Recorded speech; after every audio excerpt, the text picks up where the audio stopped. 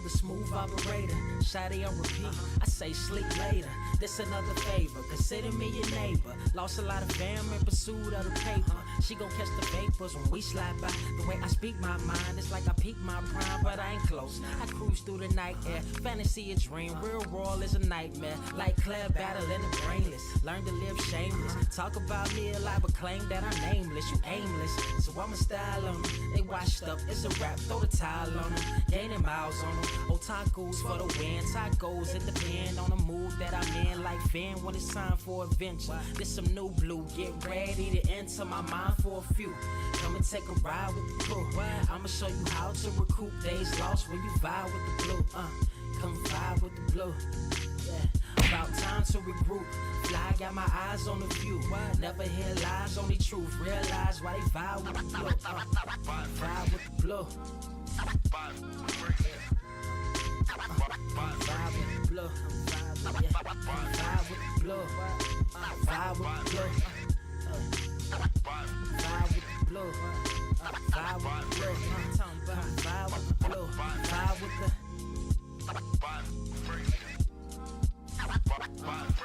vibe with the sky. Wait, you know the rest. I'm blessed. I see you frontin' like you ain't impressed, but I still get requests. I'm playing Zelda on the GameCube. I quit spamming my music. Don't ever try forcing the links. That's a high rule. The wind waker, Mother Nature on my side too, controlling the elements. Go and check my avatar. I'm arrows ahead. Get the point. Moving forward. The battle scars accumulated over time are reminders of what I went through as a mind. The trees broke down for this loose leaf. If life's a game of death, I'm Bruce Lee. Ooh wee. Lose sleep on the regular, trying to get this word out. Then I crash nebula. Wish I had a very odd parent, maybe two, but it's cool. Everybody pays dues. Now it's time to make moves. Granny didn't raise me to lose. Think I'm in the mood for a cruise. Wanna ride? Come and vibe with the blue. Come vibe with the blue. Come vibe with the blue. Come vibe with the blue. Come vibe with the. Check this out, y'all. I'm back spazzing like the elderly. Worth of my cousin Beverly. Never swear away from the truth. Just ask Heather. Be weather, be tripping. Starting to look control like our destiny. Always give you the best of me until the death of me. My weaponry is a paintbrush. Hush, don't tell my secret. They get a hold of it. If you leak it, get it. It's cool. Got you covered though, look. But let me get back to that cool-ish, loose-ish. Why they still lying? They don't do this. Bad at board games, whole world clueless. Selling their soul for Roof Chris. Who's this honored fella? Need a slice, extra mozzarella. Crew born like they don't trust fun. Why you dodge to tell her? You don't know, but my odds are better. Life's a gamble, depending on who holding the cards. You can start living at large or it's bon voyage. Charge it to the game. Me and you ain't the same. I'm thinking bigger pictures. Why you still shrinking the frame? Ever blink in the rain? It helps when your eyes dry. Mob with the bright minds. Think you funny, wise guy? Midnight marauder with a new tribe. Tired of the fake. Come and vibe with the blue sky. Come vibe with the blue sky. I'm proud of you, try. We get them high. Take them high. What I do, come vibe with the blue. Yeah. Come vibe with the blue. Pass what up? Vibe with the.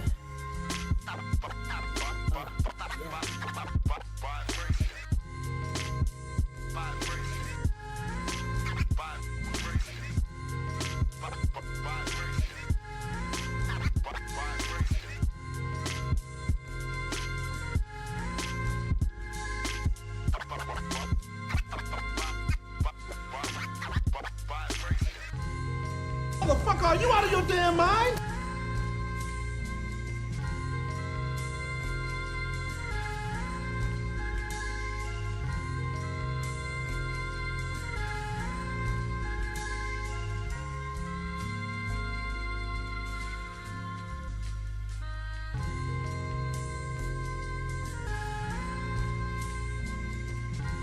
I have seen everything that has ever happened, ever will happen, ever could happen, and yet, what the hell is this?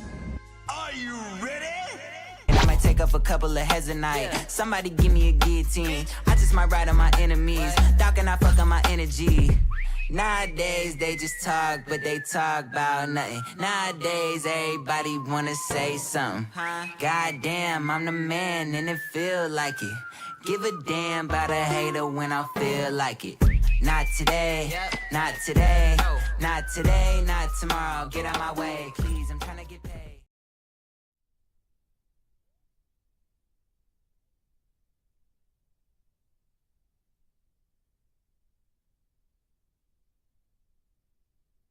Something. Okay. Anyway, sorry about that. What is up, Earth's mightiest subscribers? It is your boy Ernie, the Blerd Without Fear.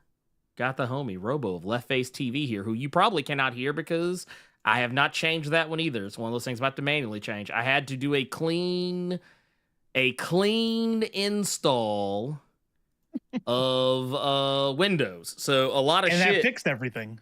It totally fixed everything. Yeah, it's now everything runs perfect. Now that Duh. Why wouldn't it? Hey, chat. I need y'all to understand something. We gotta have patience. Yes. For the big dog today. Yes, please. Had a day. He's had a day. Yes. He has had 2 days. He's had 2 days in 1 day. So yeah, man, when like people will often say, man, dude, it's been one of those days, and you're like, yeah, off rip, what they mean. They mean like, man, they'd have been down through it.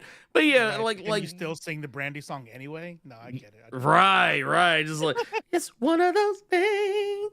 That's what it feels like. Right. I mean, look, hey, y'all know what I mean. Y'all know what I mean. Don't do it. Don't do it. Been gone a minute. What happened to Cipher? Oh yeah, you definitely been gone a minute. Well, welcome back. Welcome back. So man, lot's happened. I'm gonna have to sit you down like my mom did when she told me she was divorcing my dad. No, I'm joking. It's not like that. No, we love Cipher. He is great, but he had a lot going on in his personal life, his work life, and his own personal content creation endeavors. And he hit 20,000 subs recently. He did, he's doing his thing. And if I'm being brutally honest, if I'm being absolutely positively, and when I say brutally honest, I'm talking about like super brutally honest, he's better for it. He got to focus more. Stretch some stuff out. Yeah, he was like, to be fair, he was rushing from work, like, not to tell all his business, but he lives in Georgia. You can figure out what part of yourself just based on the traffic that I'm going to describe, but just know that he was dealing with like what was like a 45-minute to an hour commute. I think one time he said it was like an hour and a half one time. So he was literally, by the time you would see him on the show, he wasn't really there.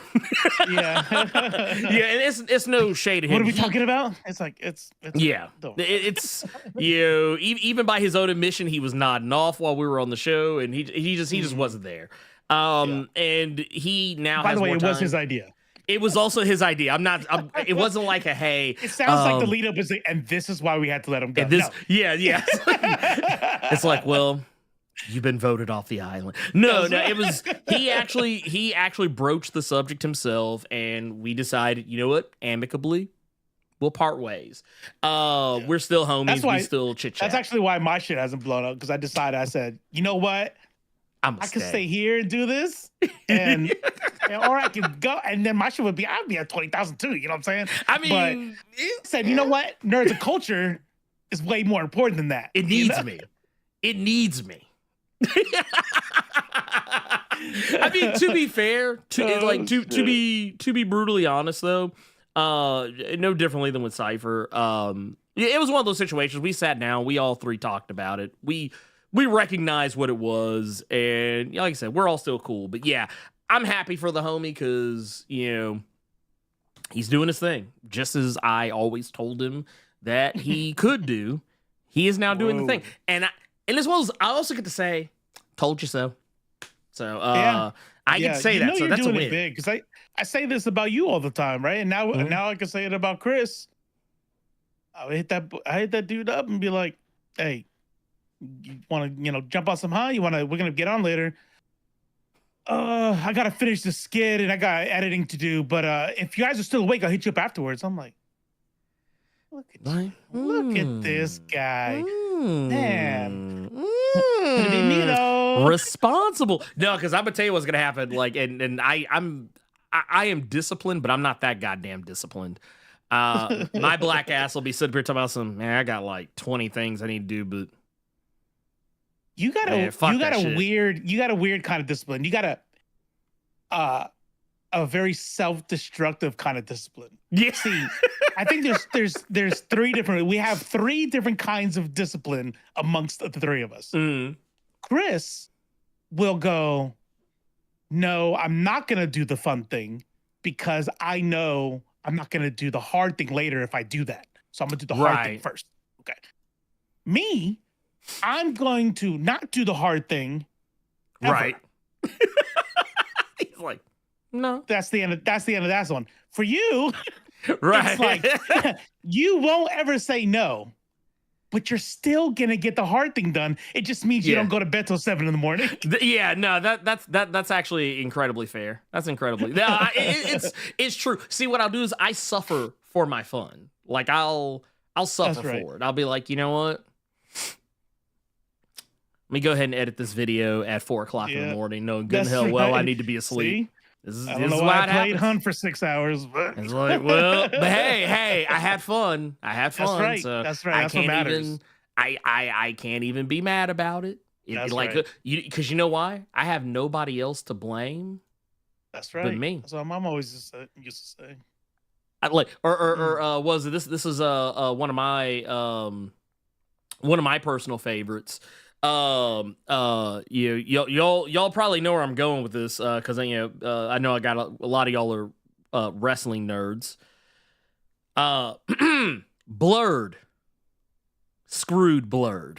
That's what happened when that's how we address it. Real quick announcement for those of you who are probably wondering, like, if you came over here from Twitch and you're like, man, hey, what's up with today's episode, man? Why isn't it like streaming on Twitch? So I told you I was having a day. So my phone, late last night, I say late last night, for me, late is like way later, but I'm talking normal people late. Like probably like around like 8:30, 9 p.m. My cell phone decided that it did not want to recognize my SIM card anymore. Which means I cannot receive or send phone calls or texts or anything like that. It's a brick without Wi-Fi. Basically. Yeah, it's a brick. Like, honestly, I took it with me when I went to go pick up Cersei from school. And I was like, why the fuck did I even bring this? I was like, why? I was like, who? I was like, this is a waste of both our times. But no. And because the way I have my Twitch set up, it's set up to, like, if I try to log in after so many days, and it's since we did a clean Windows install, like I had to relog into everything, and I had not relogged in to the Twitch side on my browser yet. Basically, it's trying to send a text to my phone, and my phone's just not getting it. So I can't log into Twitch, and I also can't set up Twitch because I can't log in to get my stream key from Twitch. Right. So it's a lot. There's a lot going on. So like I said, I just want to apologize. This is going to be a weird one. It's going to be a weird one. It was always going to be a weird one just because, I'm weird, but it's really going to be a weird one. Yeah, it's the thing. Yeah. That's how it is. At least we didn't get banned like Asmongold. Oh yeah, no, we did not. No, Asmongold got shit on. That's what happens when you're not racist. I heard you stay on. You keep your brand longer when you're not a racist piece of shit. Yes. And not only that, you don't have to when you apologize to people for your shitty behavior, you also don't have to make it all about you when you are not a shitty person. You don't have to be like, oh, well, I just want to apologize, but first let me list all these things that people have done to me first. Yeah. Yeah. You know what I hate? That. You know what I hate? I hate when I'm in a dark place at my lowest low, and that makes me racist. That's the worst. Dude. Like it's already bad that I'm depressed, but then I become racist. Like I can't help it, obviously, because I'm in a dark place, right? Right. So it's not your fault. You're in a dark place. No. Yeah, you're in a dark place. Or Adderall. Not Adderall, what is it? Ambien. Yeah. You Ambien, you took dark Ambien? place. Yeah. You drank a Four Loko or a Twisted Tea or some I shit. was I don't drunk. know. That's right. Yeah, that's right. Oh, you know what? You drunk one of those Hulk Hogan beers. The Hulk Hogan beers. That'll do it. You drunk That'll one of those. do it. Yeah. That will make you apparently. I don't know if y'all know. Look, I know y'all. Look, okay. Look, I'm not trying to flex or anything. Look, I read. I read the backs of the labels on the things I consume, and I literally saw it. It's like it's like right there. No, you can't see it. Okay, you can't. There you go. Yeah, it's right there. It says may cause racism. Cause racism. Mm-hmm. Yeah, autism. Yeah, yeah. Not Totally. to beat this to death, but autism. Any kind of certain mental disabilities, substance abuse. Oh yeah, no, you can... all of these things cause racism. I mean, yeah, no, you don't, no, and none of it's ever your fault. None of it's ever your fault, and you are, and once you admit wrongdoing, you are completely absolved of all wrongdoing. No, have you looked into this? Into the act? Oh, I saw the clip that got him. I saw the clip that got him banned. You know what's funny? I actually have the clip that got him banned. Anything? Let's play it now. I have the clip that got him banned. I don't know if it'll get us in trouble, but like, man, you should have had it and we just censored it, like bleep. Or, you know what? I mean? I should have, but like, I wasn't thinking about it at the time. Here, let me see something. I'm just this is for my own edification, not anyone else's. Yeah. I'm pulling people it up. sending me to a dark place. Right? I saw the debate he had with Hasan, and he doubled down on it. Yeah, he doubled down. That's why old H3 podcast dude was Ethan. Yeah, Ethan Klein. Yep. Klein. Yeah, like it's like all these people. Yeah, I find it funny how many people dislike Hasan, yet every single time he's in a beef with somebody, he's always on the correct side. It's like, it's weird. Well, it's not even just that. It's not even that he's always on the correct side. I mean, yeah, he is always on, And by the way, by correct, I mean the side I agree with. So. Right, yeah.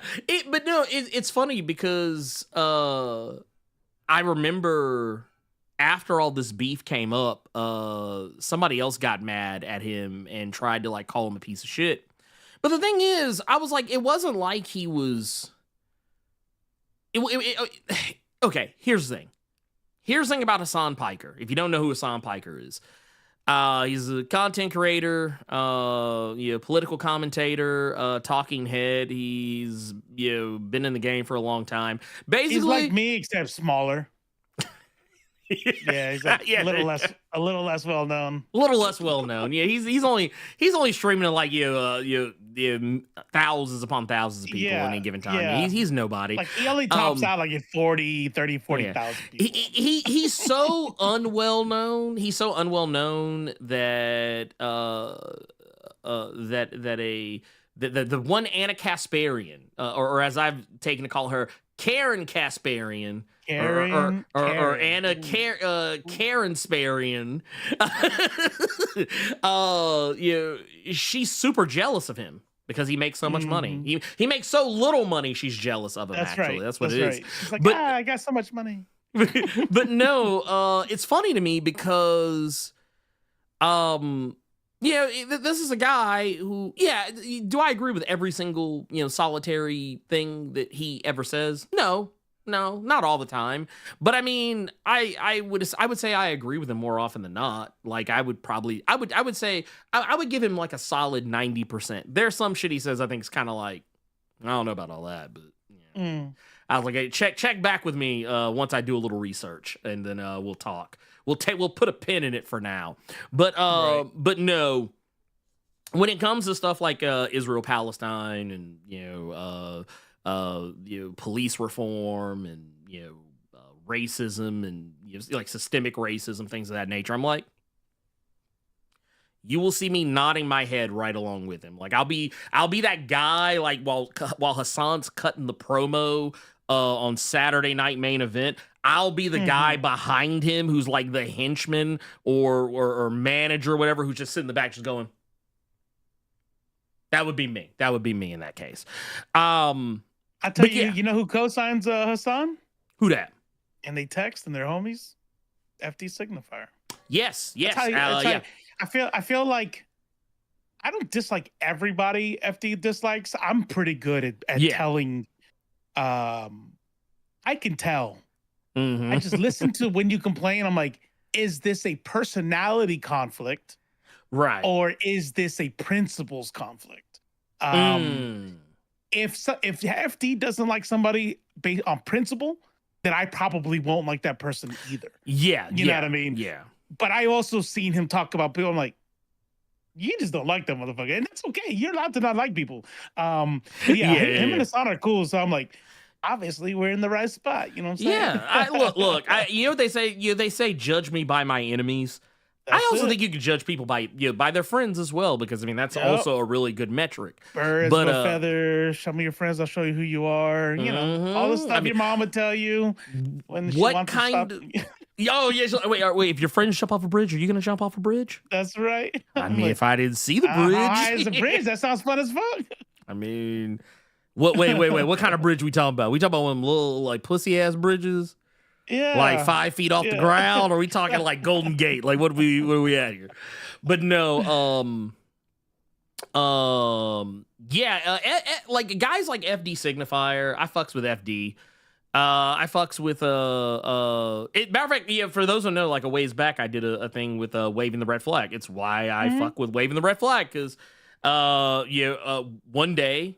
They reached out to me and I was like, they'd be like, hey, here's some videos of ours, just in case you don't know who we are. And when I was looking at the videos, one of them, they were chilling with FD Signifier. And I think they did it not once, but twice. I was like, oh, if FD fuck with you, and I was like, all right, well then y'all are okay. I need not look any further. But yeah, that's kind of my whole thing with that. But like Asmongold is like a piece of shit, straight up, full stop.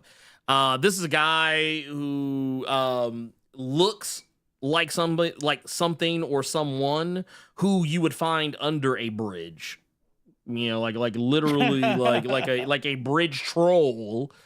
The guy lives like a bridge troll. He was a millionaire, like he is. No, God, no. As a matter of fact, here, let me see if I can do this real quick. Let's see here. Ooh, so glad that I did, because I'm gonna have to choose this all over again. This is interesting. Yeah, y'all are totally seeing how the sausage is made here. Pay no attention to the man behind the curtain. I'm the Great Wizard of Oz. Let's see here. Let's get out of studio mode. Like I said, I live in studio mode. Don't judge me. But we're talking about this guy right here. I mean, this is a guy who. Yeah, this is how he lives. This is how Asmongold lives. This is not Photoshop. This is, I mean, except for like his face being put in the top, left corner. But no, this is how this man lives. Empty McDonald's and Sonic and Wendy's cups. But how do you get that picture? Like he had to have shared that with somebody. He has. He has done walkthroughs of his room before. This isn't even a hit piece. This isn't even a hit piece. This isn't even a hit piece. I'm not gonna lie, Screwface, I used to feel really bad about my workspace because I'm not the neatest person. Honestly, what y'all see of my room, of this room that I sit in, y'all see what I want you to see. No, you exactly. See? There's like this rectangle, long rectangle that's this way and goes and stops here and here. Mm-hmm. Outside of it, you don't know. Like it stacked up bodies, you know what I mean? Like well, and the best part about it is even with how I do, even like with you, because he does the same thing, you don't see all of that when he's streaming, but even with taking that into account, you can still see all the other shit. Even behind him, you can see even when he did his like apology video today, you can see all the mess and junk like piled up behind him. Dude lives like a fucking hoarder. Like, what was it? You ever watch? I'm gonna show some age here. He lives like the junk pile in Fraggle Rock. That's how he lives. He lives like the junk pile in Fraggle Rock. Easy, 100%. But that said, let me Elite, chill. He's like, I'm gonna keep on until you've acknowledged. Like, I saw all the rest of them too. What was that? He's talking about me streaming. Oh, yeah. He's getting there, man. He's getting there. He's trying, man. Oh, somebody asked if I'm streaming tomorrow. That's the plan. You know what I mean? Just keep notifications on. Maybe I do. Maybe I don't. This motherfucker, he's like, yeah, it's like, my brand. You know what I mean? It's like, it's kind of like Curb Your Enthusiasm. Like, you never know when it's gonna be, and then when they announce it, you're like, oh shit, that's dope. This guy, he's like, yeah, no, we're, yeah, no, we. You're right, I know, Lee. But no, I'll say this much. That's the thing right there, Skull 24. I am a hater. This is hate. It's not constructive criticism. It's not, I am a hater. Man. Asmongold sitting there making hand over fist cash money. Has no financial hardships to worry about, and he sits there in filth, and it's just like makes you wonder. All right. Makes you wonder. But no, here that's how I know there's no God. Yeah, no, that's 10 million% right there. Let me tell you. Yeah, no, if you ever had any thoughts on whether or not there is or is not a God, look no further than Asmongold. He will be the one to completely divorce you of that whole. Do you know how much money Ben Shapiro gets paid to show up to a I heard him talk to a college? To a college, yeah, for a speaking. How much? Throw out a number. Speaking. He's doing a speech. He's doing one of his things. $1,000? $200,000. Oh, fuck him. Fuck him.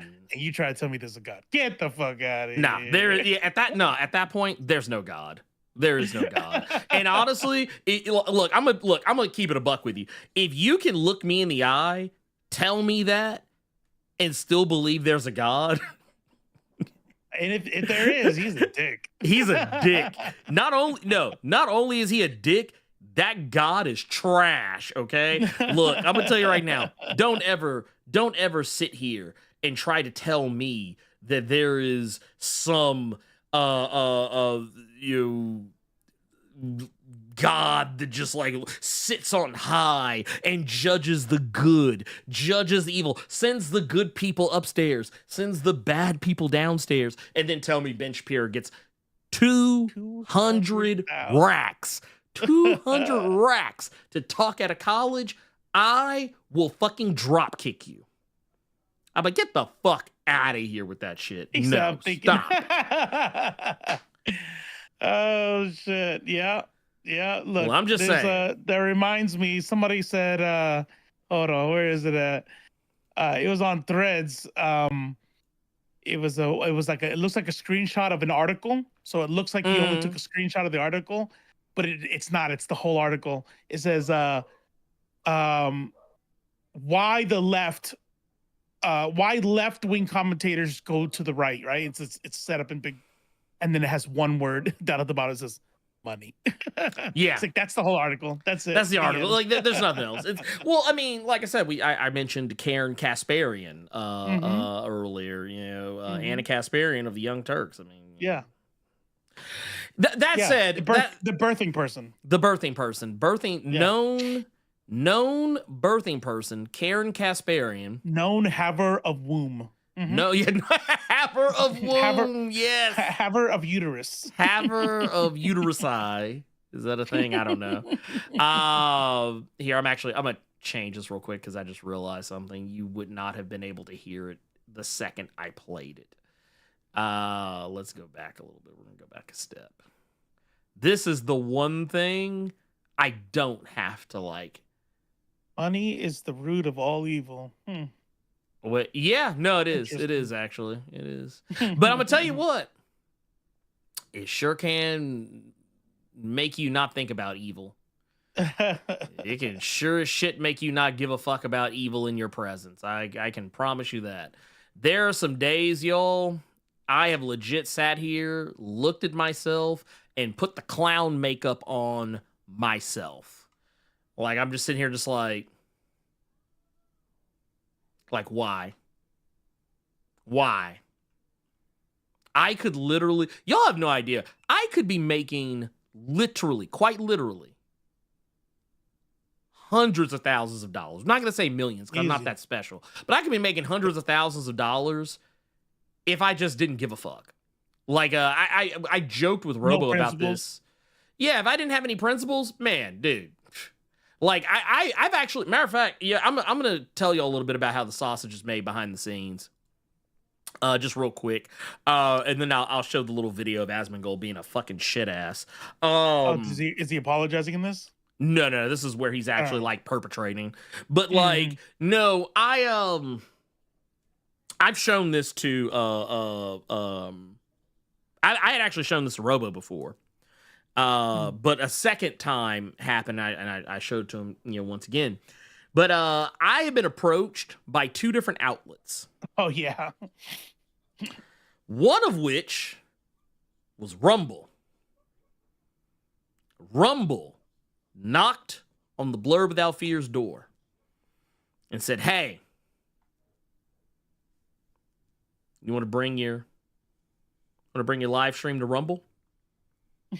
I think your content would be really good over there." What? Which I thought was funny because it told me they didn't know who I was. That's right. It told me they didn't know who I was. Like, I don't know if y'all know what Rumble is. They probably saw the sub count and like, fuck it, send it. Yeah, they said, yeah, get him over here. No, for those who don't know, Rumble is basically like YouTube, but it's not to YouTube. Yeah, it's not to YouTube. It's not to YouTube. It's YouTube for Nazis. That's all it is. That's right.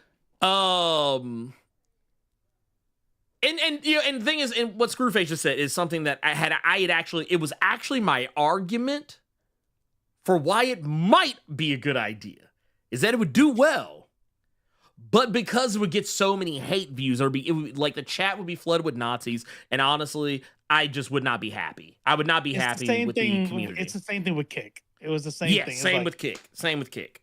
Like anything other than this could make me more money is secondary. And if anybody says anything else, it's a lie. It's like, you know what? Maybe I could reach some people over there. You know what I'm saying? Like, I could change them. I could change from the inside. From the inside. I can see, y'all don't understand these Nazis like I do. I can get them to think like us. I can turn them away. What's that one dude, the Black Klansman? We made friends and he has a closet full of robes that they've given up. Yeah. That.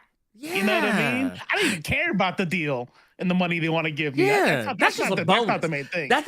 You know what that is? That's icing on the cake. But no, I remember when they first sent me that offer. Jinx. Yep, there you go. Be like that. Yeah. See, I just realized maybe at least not your twin. Maybe Leak just reads minds. I think that's what. You know what he is? He's the weird kid who reads the minds. That's what. He is. That's right. Well, no, it's funny because.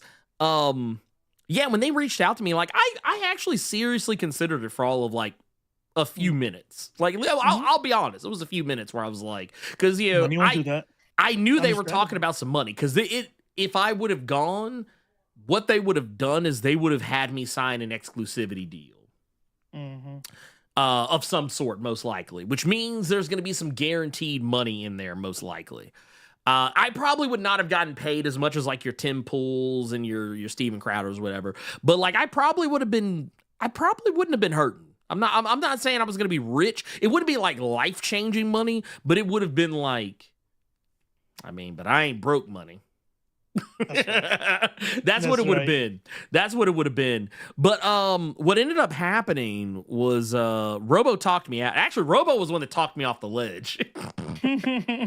because like I said, when you, and this is why I usually bring certain things like this to people's attention who I trust, because usually they'll be the ones to be like, I don't know about this one. And that was basically about his reaction. He's like, I don't know about about that, man. He's like, you do you, Yeah. but he's like, nah. Hey, that's how I do pretty much everything. Whenever I have a position, I'd be like, hey man, like I'm gonna support you either way. I'm just saying. Like, He's like, look, man. here's why I wouldn't do it. You could do it, but you know, yeah. Well, what was even funnier was that I actually got, with all the shit that had been going on with like Russia infiltrating content creator spaces, I got a letter from something that was clearly of Russian origin. Russia, yeah. And it was just like, and it was kind of along the same lines, like, hey, you could come, maybe we could partner up. You could do this. I was like, man, look, I actually had to look myself in the mirror and be like, you could potentially be turning down $100,000 a week. Just look, this is why I say, man, broke motherfuckers. The only people who have principles are broke motherfuckers. Anyone who has money, they do not have principles. I don't give a fuck how much you like them.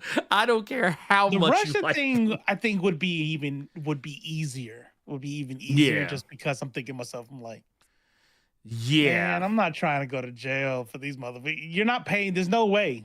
Now if you like start flashing millions, okay, I guess, but they wouldn't do that, right? So whatever they're offering me, hey, $20,000 to come over here and be, nah, dude. I'll be so mad I took $20,000 when I'm doing 2 years. Bruh. 2 years on lockup for espionage or some shit. They're like, look, can you see it now? Blerd without fear, known foreign asset to Russia. Like, would it be funny if like, and here's the thing, this is how y'all would know that it was happening. This is I'm gonna go tell you that I'm spilling the tea. The moment I start making videos like that are like, man, I don't know, man, Mikhail Rasputin was actually, man, he actually has some points. Man, he has some points in that Krakoan era shit, man. I don't know, man. I'm not saying Colossus was right to betray the X-Men, but I mean, he wasn't wrong. I mean, I'm just saying. Look, I know that magic was problematic in that New Mutants movie, but I mean, was she?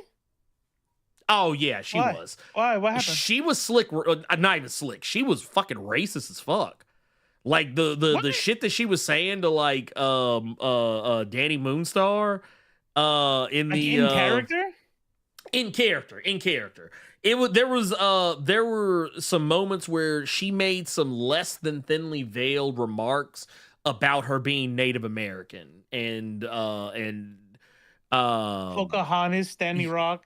Tells her, want some buffalo wings. You people love buffaloes, right? Damn. Yeah, it was I mean, that's pretty on brand for a Russian though. So right. So that's what I'm saying. Like it's almost a little too on brand though. Like I don't know. Right. It kind of shit seemed almost a little too natural. But no, you might start seeing some stuff like that. You never know. I might start talking about Russian superheroes all of a sudden. Be like, oh man, the Russian superheroes are so much better than our superheroes. Oh man, so much better. Every time you talk about Aaron, because you call her sister Kasparian. She is awesome. Actually, I was confused earlier, and now we're both on Russia Today now. Yeah. It's like hey, look, I gotta cut the stream short because I got a Zoom call. I know it seems kind of late for that type of a meeting, but Russian time, I'm just saying, it's it's like what 4 something. It's like it's like 9 a.m. in the Kremlin right now. So I mean, no, I'm good. No, like I said, I have. This is why I will never be rich, because I have way too many principles. I have way too many principles, and people with principles do not get rich. It's not to say that people who have principles can't get rich. They can. It's hard. It's harder. Yeah. Well, not only that, but they're going to lose those principles once they become rich. Because I promise you, there's a lot of people who we used to think of as like, oh man, that's one of the good ones. It's like, are they though? Are they? Abigail Disney is the bug, not the feature. Don't get it twisted. Abigail, oh yeah, that's right. Yeah, she's the bug. She is not the feature. It's different when you're like when I say all billionaires are. Oh yeah. Like you could be good and inherit, Yeah, But you can't be good and make it. you can't build. I was talking about that about Taylor Swift on online. Somebody was posting something about like that's so messed up that she's only putting her book out in Target. Doesn't she know how much she would help local bookstores if she why would she do that? Are you stupid?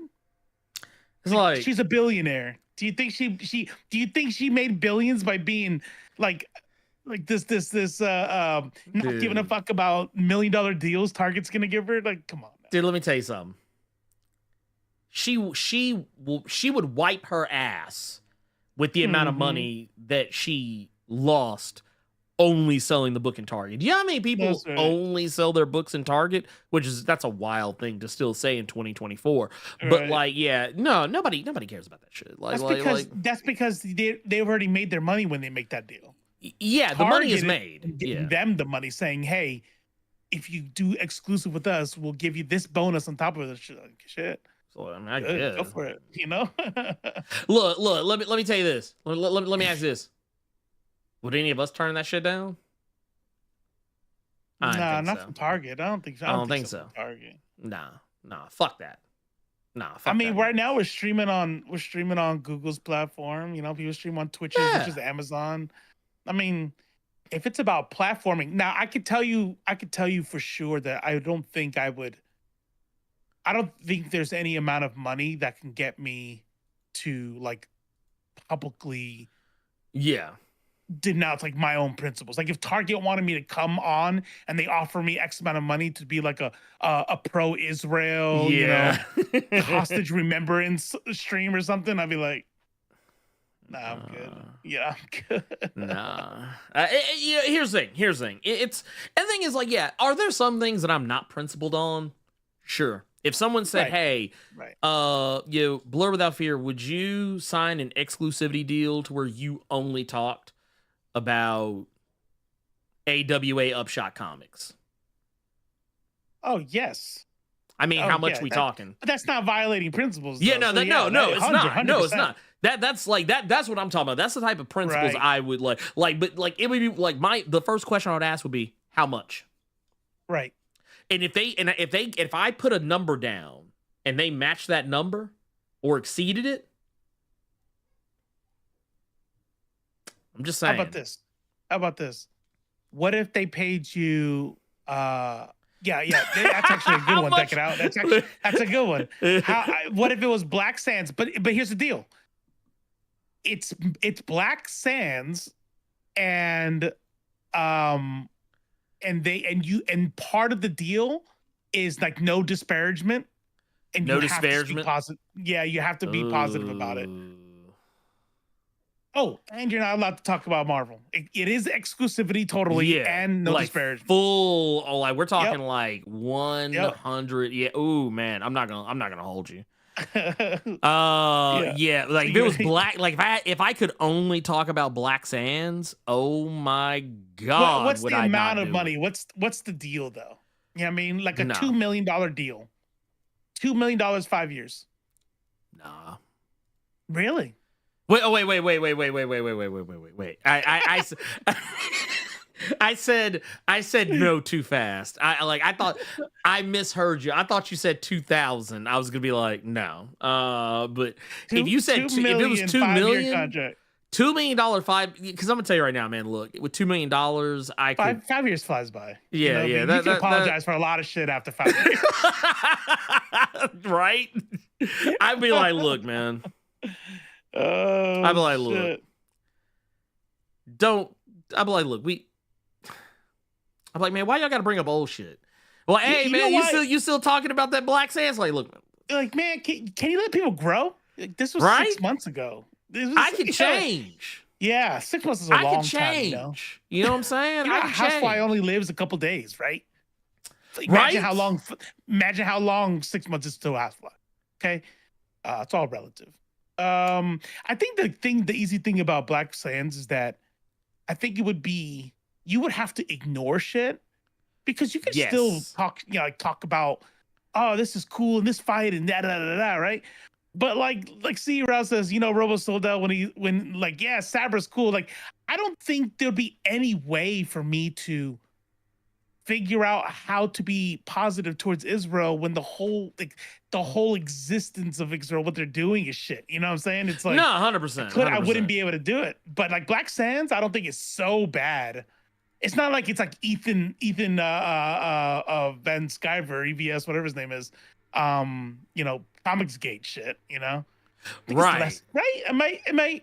I think it's less than Comicsgate. I wouldn't say it's as bad as Comicsgate, right? As far as like What's my Black Sands? Shit. Yeah. No, well, they're not as bad as Comicsgate, but I mean, I will tell you something they do that's very similar. That the reason why I don't mess with them is because the head guy behind it didn't like that a black woman criticized his work, and he weaponized his entire audience to attack her. Mm-hmm. He Not legit to mention the points of her criticism were also valid. Yeah. You Oh know no, what I mean? that's his hyper masculinity and lack of women, lead females, right? Yep. And also his comments about referring to men who show emotion as like being like basically equating men showing emotion to being homosexual or being less than a man or whatever. Right. Nah, fuck that guy. He's that dude is wild trash.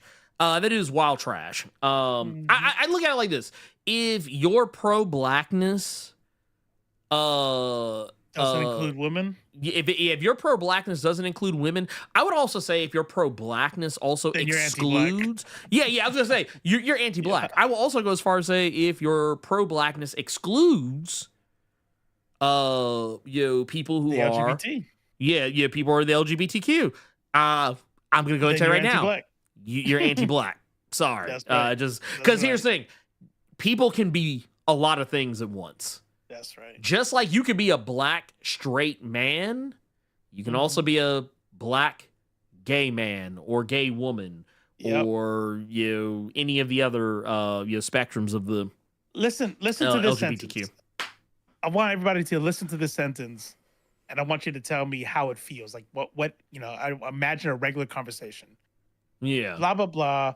I love people. Like I just love people. I love being around people. Mm-hmm. I like black people and straight people. Wouldn't that be weird? That'd be a weird statement. That's a weird statement. I'd be like, what do you mean black people and straight people? Are you like, that's a weird thing to call out. Are you saying black people are gay? I don't understand. Like, what is that? Like, people definitely never have a problem going the other way. Like whenever Dave Chappelle talks about black people and the gay community, I was like, wait, you understand that it's like being black is not mutual excuses to the gay community, right? Right. There's black people in the gay community. What does that mean? It's like, come on, bro. Come on. Like don't be so cooked. Don't be so cooked. But no, I'll say this much. At least in so much as I know I said I was gonna show the Asmongold thing.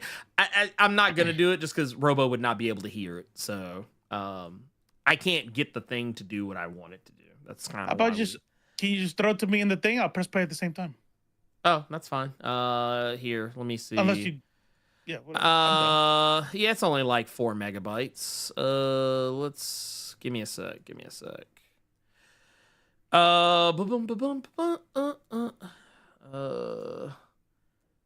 Let's see. There and there.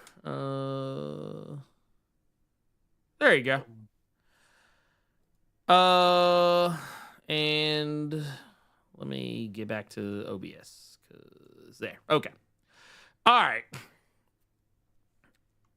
Let's see. All right, so I guess we'll look at this real quick and then we'll move on because I kind of slick forgot about Asmongold in the time we weren't even talking about. That's how little I think of him as a person. It's like he's no one to me. That said, actually, here's the real question. Let me see if I might have to like go into the mixer and do some funny business, but we're just gonna go ahead and play we don't have to fuck with it. Okay. And save for another day. Okay. It's honestly, it's largely because of what he says is so aberrant that I don't even want to spread that kind of ugliness. Just know, very racist. Let's see. So the thing that you saw in the thumbnail that you came here for, that thing was a question. I don't remember the question, honestly, because I've slept since then. But I think it's largely to the tune of, are content creators ruining fandoms? The things that you Just love. in time, Gamma Churchill.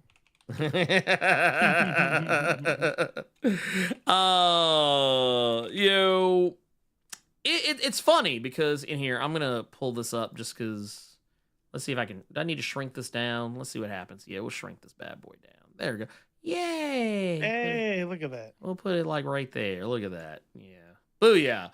So, and I asked this question legitimately because, well, you may not have figured this out by now. I'm a content creator. I'm a content creator in so much, like, I am such a content creator, because, y'all may not know this. I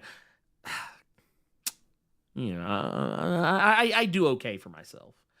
I do all right. Okay. All right. I do all right. But Maverick, I am such a content creator. Here, this is how you know. This is how you know that I am that I'm a real boy when it comes to being a content creator, is because I have some super chats. I have some super chats right now, actually. That we're gonna take a look at real quick because I kind of did not see them at first. So here we actually got some right here. We got one, actually got three right here. Boom, we got one from A Juxon with the 5. So here's my offering, Robo LOL for the week. Have y'all seen Caddo Lake on Max? I think I've heard about it. I haven't watched it yet. It's a good mind twist movie, and Earth's Mightiest. Hit that like button. We will. Y'all better do that. Y'all better do that, goddammit. I appreciate the offering. Yes. Caddo Lake. I'm gonna be honest, never even heard of it. So it was it's a movie that, like, I've seen the trailer for it. A lot of people were like really talking it up. We'll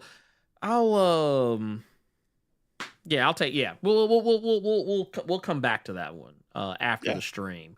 But yeah, I've seen and heard good things about it, have not watched it myself personally. We also got Stomp 10 with the 4.99. Says Tomb Raider anime shows Lara Croft with a smaller chest. This is injustice of society, LOL. This hurts me the most. I actually don't. An injustice to society. Yeah. I just don't understand why they keep ruining our childhoods. Yeah.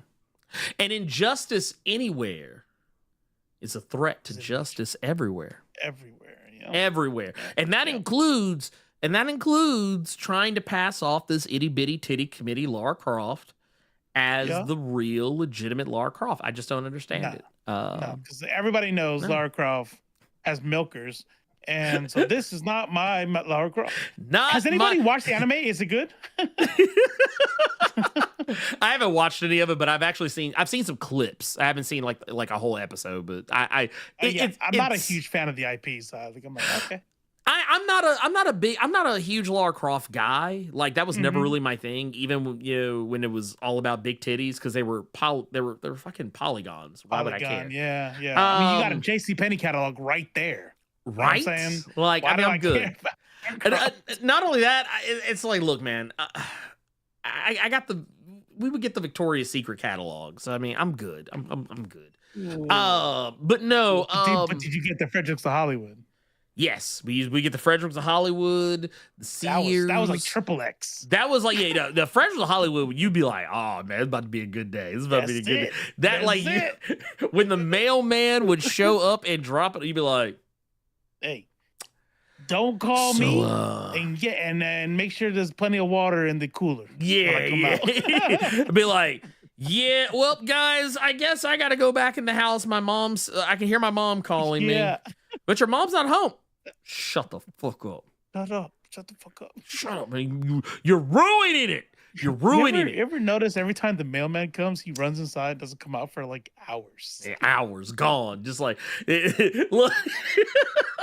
And when he comes back out, he's sweating. What's going on? I'll be like, man, look, leave me alone. Leave me alone. You seen that Rick and Morty episode when he gets that sex doll in his room? Yeah. He comes back down, drinks juice, and says, all right, I'm going back to work. He's like, going back to work. He's like, gotta get back in. I'm going in. Oh, shit. It's look, just know that it was good. It was simpler times. We also got a $9.99 from Legion. Says, where do you think Tommy is, and whose body did he go into? So I guess let's go ahead and get into that. Let's go ahead and get into that. Let's go ahead and get into that real quick. So first and foremost, I guess the main thing to really pay attention to is, I asked the question, are we killing the fandoms? Are we making fans dumber? Are we making fans expect a certain type of thing? Like, there's a lot of ways to look at it. But the reason why I thought about it was because, like, after the last couple of episodes of WandaVision, which, by the way, have been fantastic. A whole show, really. Impossible. Impossible. Because they let you know what happens when you try to queer stuff up. Right? It fails. It fails. Right? So this one's failing, clearly. It went woke. It is now officially gone broke. It's broke. It's done. It's done. No one. Done. Matter of fact, I actually have it on good authority. No one is watching any more Agatha All Along after this most recent episode where they forced us. They forced us. I could have turned the TV off, but I couldn't because Billy was looking at me with his eyes. He had me locked into a gaze with his eyes. Oh, see, gaze. Gaze, no. Nice. He had me entranced. And they forced me. They forced me to watch a gay kiss. Oh, well, you know what that means now, right? Oh, it's woke. You're gay. Oh, that's right. I'm gay now. Yes, oh, I haven't seen the episode yet. It's woke. Yeah, I'm gay now. It's yeah. I mean, but you know what? The clubs are dope. They got a whole extra a parade, a whole extra holiday in October. Good. It's a good time, I heard. But no, it's funny to me though because so I was watching this most recent episode with my wife and my daughter, and like I was actually taken aback. I actually was legitimately taken aback. Because there is a gay kiss that is had. And it's not like that grandma peck shit that had Tyrone Magnus up in arms, which is where that clip actually comes from. It wasn't that grandma peck. It was like some actual love-making kissing. And I was taken aback. I was actually thrown for a whole loop. But not for the reasons I think a lot of people might expect. I was actually thrown more for a loop because when they were getting ready to kiss, I was like, yep, they about to do that fucking bullshit ass grandma kiss bullshit. Or cut away. Or they're gonna cut away. They're gonna go to like a different angle where it's further away. You can't really see what they're doing. Or they're gonna cut down to like there's something at their feet and you just hear them making mouth noises. But like yeah. And so I was like, this is gonna be some bullshit. And then I was like, oh shit, they going in. Oh god damn. And I was like, oh shit. I was like, dude, this is. You know what? This is happening. I'm really upset that I didn't see it yet because I would have went to go see because I know the chud side of YouTube has to be blowing up. Oh, they have to be. I know they have to be upset. That's a complete meltdown. It's I don't know. And here's the thing. You know what? I always hear people say, think of the children. Think of the children. Think of the children. But here's the thing. My daughter didn't care. Like, I'll be honest with you. My daughter gets grossed out when anyone's kissing. It doesn't matter if it's two boys, two girls, or a boy and a girl. It doesn't matter. Also, I'm going to tell you right now, I think all the people who are saying that, oh, think of the children, they're being very disingenuous. I'm going to tell you why. Because how many times have we heard so many different adults say, oh, is that your little girl? Is that your girlfriend? Oh, do you have a crush on her? When it's like, a heterosexual pairing. People, adults, more than anybody else, are more than happy to ship children. But heaven forbid. Oh, but when it's gay, oh man, it's over. It's a wrap. The new Ultimate Hot Guy, it's that said, which, by the way, I find it funny that, the people that are bitching about the new Ultimate Hawkeye tells me they didn't read Avengers Twilight. So there you go. It's like, this is not the first time. I was like, first off, A, not the first time we've seen a female Hawkeye.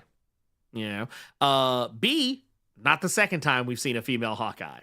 So, anyone upset about that is it's kind of like that. Because I think you had reposted it on the Nerds of Culture threads, but the guy that got ratioed to hell and back, talking about crypto in the Superman announcement. It was funny because someone further down in the replies was like, look at him having his symbol on his back, like as if no one knows who Superman is. And I said, right there, I was like, you just told me you've never read a Superman comic. I was like, you just told me you've never read a Superman comic without telling me you've never read a Superman comic. And if you looked at that reply, it was nothing but a litany of responses and no likes. Just like how that one dude's initial post was a litany of responses and very few likes by comparison. And matter of fact, I didn't even bother tweeting or reposting the guy or even screenshotting him. I think I did screenshot him, but I didn't post it. I was just like, I don't even want to boost this guy up. Right. I was like, 'cause he's a fucking idiot. He's a fucking idiot. He literally proved he was an idiot just right then and there. I was like, you're bitching about a movie that's not even out yet. But case in point, going back to it, content creators, the reason why I kind of had this, bug up my ass about this is because I remember when all the discourse was originally, oh, who is teen? Oh, who is teen? And then there were all these people that were trying to come up with all of these excuses for why teen was not little Billy Maximoff, why he was not Wiccan. And then there were also people, all for the clicks. And that was the other thing too. There were okay, first, let's go ahead and put this out here. It was the worst kept secret in all of Hollywood. When I tell you it was the worst kept secret, let me tell you something. My wife knew, and I want to make this very clear. And I know Robo knows exactly what I'm talking about because my wife does not read comics like that. She actually had no clue. My wife was the person that when we were watching WandaVision and the two kids showed up, and I was like, oh shit! I was like, they got Tommy and Billy and Tommy there in the show. I was like, oh man! I said it's gonna be, and then my response was, man, it's gonna be real weird when both of those kids turn out to be gay. It's gonna be not weird for me, but weird for a lot of people who don't read comics and don't know that, and to see how Disney was gonna handle it. Yeah, exactly. My wife didn't know any of that shit. She didn't even know that Scarlet Witch ever even had kids in the comics. That's how out of the spectrum of comics she is. She is a casual I would even call my wife less than casual. She is a summer fling comic book fan. It's a very she will read a comic occasionally if it suits her interests, but it will most likely never be Marvel or DC. It will probably be some like an Image comic or a Boom Studios thing or something like that. And that's if I can get her to read it. Case in point, I can't even get her to read Sex Criminals. And it's fucking hilarious. Wow. It's good, fucking hilarious. Yeah. Or Sagas. That would be actually right up her alley. I can't even get her to read that. That's the way Maneater is with shows. I'm your husband. I've known you for 10 years. Trust me. Yeah, and she's like, I'm like, you would like Moon Knight. I don't like stuff like that. stuff like that. You don't know what it is yet. She's like, but Agatha All Along loves it because it had witches in it. I'm like, God damn it. At least you're watching something. Right? like I'll be honest with you. I was actually shocked when she had an interest to read the Demon Slayer manga. That blew my mind. That is. Blew my mind. That's wild that she won't read Sexual Rules, but she'll read Demon right. but no, it was but to get back to it, like, yeah, the thing was like everybody was bitching about something. Everybody was complaining about something. And, or not even trying to complain, but like trying to like everyone was trying to be first to point out something that was painfully obvious to anyone. Even Stevie fucking Wonder. Stevie fucking Wonder could look at an episode of Agatha All Along and be like, that, like, Stevie Wonder look at that shit and be like, man, that's Wiccan. That's Wiccan. That's why, like, when everybody was, like, freaking out, I was like, content creators, and I blame myself as well, have made fandoms, and I'm trying to be very polite when I say this. I'm not saying it's all of y'all. I'm just saying, I'm talking in generalities, but content creators have made fandoms kind of fucking dumb. Kind of fucking dumb. And I say that because now people want the story spoon-fed to them. And like it's like here, eat your here comes the choo-choo train. Choo-choo, choo-choo, choo-choo, choo-choo. Here you go. Open up. Ooh, this tastes good. Ooh, that's what content. And I don't include myself in that. Not really. I mean, I'll admit to being a small part of the problem. But the reason why I will actively distance myself from those type of content creators is because I don't sensationalize anything. I just tell y'all some shit, and if y'all believe me, you do. If you don't, what the fuck ever. I don't care.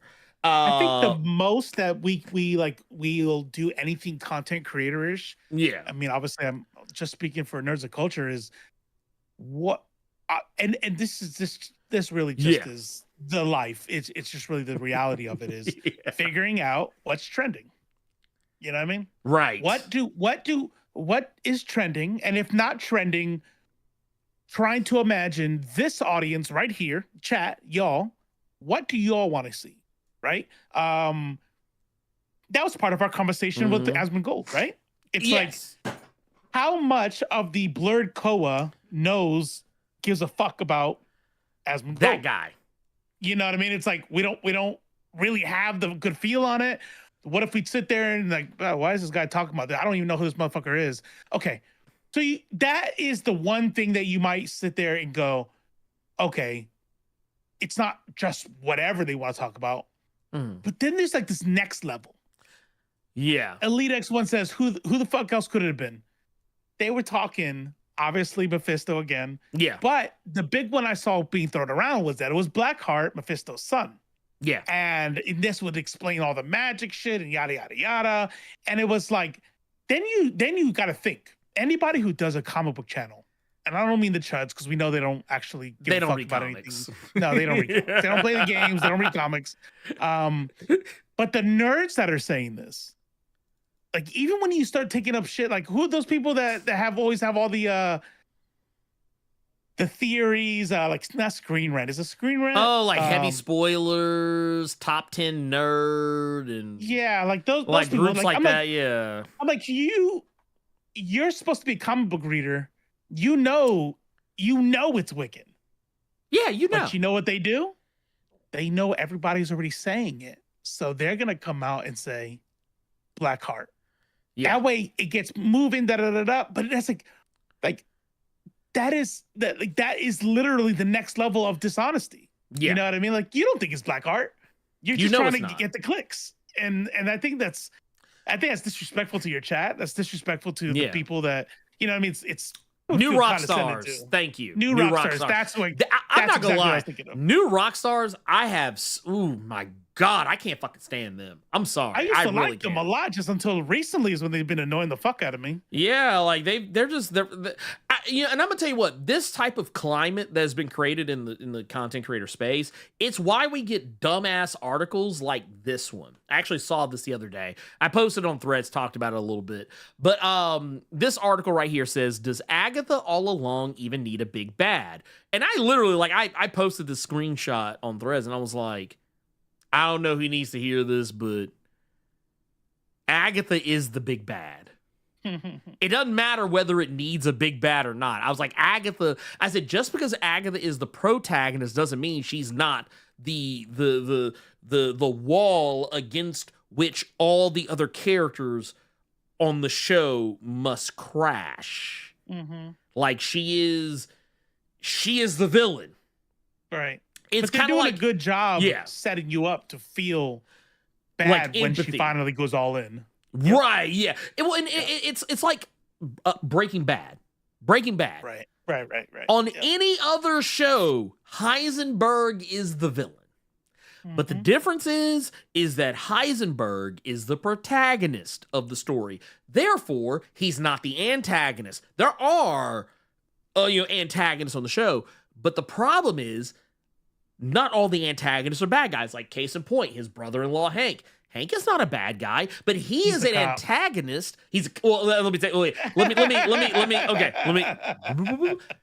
Hank is not an evil villain, but he is a cop. He is a cop, but in traditional storytelling, Hank is the good guy. Right. But he is the bad.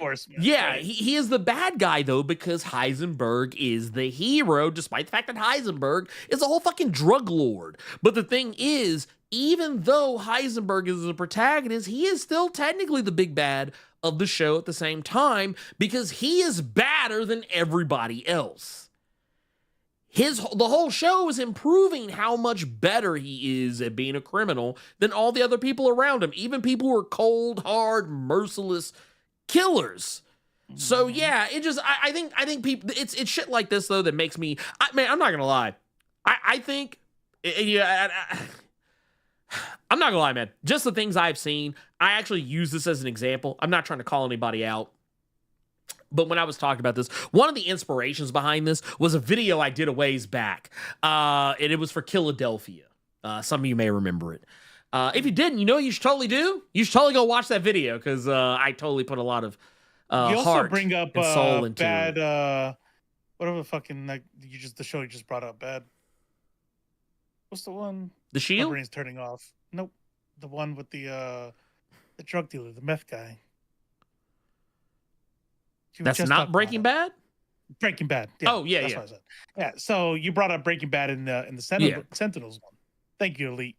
Yes, I did. I did, as a matter of fact. Yeah. But the main thing was just that, like, I remember when I did the video for Philadelphia, one of the things I did, because I was like, I didn't want to spoil the whole fucking story, because the whole point of the video was not for me to completely disseminate every single aspect of the story to you, so you don't have to read it. It was because I love this comic and I want you to read it too. So I'm trying to tell you enough about it so that you will like it. And if you do like it, you'll go check it out. That was the whole point of that video. And I won't lie, once again, I'm not trying to shit on anybody, but there were a lot of comments on that video that were like, I don't know, man. I just don't feel like I know enough about this book. Like, it was people legitimately trying to get me to spoil the whole fucking thing for them so they would know whether... And I don't know. That's a weird cultural thing I've noticed. Like, maybe it's a generational thing. I'm not really sure. But, like, I've noticed that, like, when it comes to spoiler culture, there are some people who are like, they want the whole thing spoiled for them so that way they know whether or not it's worth watching or reading or playing or whatever. But for me, I'm like this. If you tell me everything that's gonna happen, I mean, yeah, I'm not gonna read it. Like, and I know what some people are probably gonna say, well, wait a minute, Blerd, don't you do that with all your videos? No, I don't tell you every fucking thing that happens in it. I just pick a couple of things that I'm really interested in and I talk about that. Yeah, are they like some of the bigger parts of the story? But the whole purpose of the video is to talk about why those things are happening or to muse about them. It's not like, that's why I always tell people when folks trying to say, oh, you just give the milk away for, like, no, I tell you the thing, but I'm adding context and adding, analysis to it. It's no different than, like, honestly, I I think of, like, I'm not trying to make myself sound high and mighty, but I think of my videos as Sports Center for comic books. That's what I think about with my videos. Like, and when I say Sports Center, I'm not just talking about giving you the highlights, but I'm talking about like actually having like someone on there, like a Shannon Sharp or something, like breaking it down for you in a way that makes sense to you or anyone else, or even to where like a casual could watch the video and be like, okay, yeah, that's what's going on. And I can, I'm showing you the routes. I'm showing you how they ran the screen on them. How they faked them out. Like, that's the type of shit I do. I'm not just giving you like, it's not just the, oh, hey, he ran the touchdown back for so okay, and then he ran, okay, and then they kicked field goal. Okay. It's not that. It's a lot deeper than that. But like, not to mention, a lot of these people are already reading the book too, right? Exactly. That's fun to do too. Like, oh man, this is good. Let me see what Ernie had to say about it. And right. And then you might get something new out of it. Like, God damn, I didn't even think about that. So yeah. Right. Like, and that's the thing. And I saw, like I said, it actually alarmed me how many people were like, yeah, I just feel like it's kind of funny. It actually, not to get into politics, but it reminded me of the discourse surrounding the early days of the Kamala Harris, Donald Trump, campaign for presidency against one another, where there are people like, man, I feel like I just don't know enough about her policies. And it's like, but it like, I guess I got to vote for Trump now because I just feel like I know him better, and it's like, that's how people were kind of coming at me with all that energy. Yeah, you told me who all the characters are, and you gave me like a brief summary of what the plot is, and you told me about the setting and why you like it and why you think it's cool, and you gave a lot of points as to what the story is like, but where it's headed. I feel like you didn't. I just feel like I don't know. I feel like I don't know enough about the story, and I'm not gonna lie, stuff like that's frustrating because I'm just like. Because literally, it's at that moment, I'm going to tell you what I think about in my head. I think you wanted me to sit you down in the high chair, put the bib on you, and be like, all right, here comes the airplane. Mm-hmm. Trying to get him like the thumbnail. I'll tell you one thing that I do is one thing that I like to do is, especially for like mindfuck movies. Yeah. Where like Maneater and I will watch something. We'll talk about it, and then we always have this thing where we talk about it, and then we go to YouTube. But I'm a read black sex. I was like, God damn it. Then we go to whatever movie explained. Yeah. And sometimes it comes up with stuff we didn't think about. Yeah. I'm like, oh shit, okay, all right. Sometimes they say shit we disagree with. But I think there's a difference. Right, that's what I'm thinking of when you describe your content. Yeah, I'm thinking about the Hereditary explained or whatever explained. Right, it's like, are those spoon feeding people? Right? No, I don't think so. I think your content, other people's content, is made for people who are not getting explained something. They're being it's getting reviewed. It's like, here's the story. Here's what's going. You guys should check this out. Here's what we think are the meaning behind this. Right. That's way different than purposefully giving out misinformation for clicks or telling people here is what's going to happen, whether or not it's right or wrong. 10 reasons Mephisto is going to be in the season finale of Agatha. That's right. Like, it's like based on what? Right. Based on and what? So, and then that what that does is get people to go, oh yeah, yep, and it trains them to not even critically think about dumb shit like media, right? But then that leaks over into shit that's important. You know what I mean? Right. Like politics. No. Yeah. Well, it's hilarious because, like I said, man, it's people. People have gotten to this point where they don't. It's almost as though they. I feel bad because I feel like we've gotten to this point where, and once again, I'm not saying it's everybody, but I have noticed a large portion of people though that they don't want to engage the thing anymore. Like for me, because I do the same thing where I watch a movie and I'll either go to the IMDb page, look at the trivia, I'll go to the TV tropes page. see like what stuff is on there. I'll watch videos that kind of maybe might break down the endings. That way I see if there's anything I missed. Because at that point, once I've watched the thing, if I was too dim to see it the first time around, then I don't care if it's told to me by somebody else. But when it comes down to it, I think all those things, perfectly fine, perfectly normal. It's why I do it myself in both my content creation and in my content viewing. But one thing I cannot stand is just people don't want to engage with the thing. They would rather their favorite content creator tell them what to think, tell them how to feel, so they don't have to think for themselves. And these will be the same people that tell me that, this was too heavy-handed, or this didn't do enough, or da-da-da-da. But the thing is, they haven't even seen the thing that they're complaining about. Someone told them that, so they I think it's stupid. I think it's stupid. It's like if someone tells me, when someone tells me that, like if I ask them, hey, have you seen so and so movie? And another person, I hadn't checked that yet because so and so .tv told me it was not worth the time, and I go, well. So you're not gonna see it for yourself? Like, just what if on the off chance you might like it? Like you might case in point. You know what? Here's a prime fucking example. Here's a prime fucking example right here.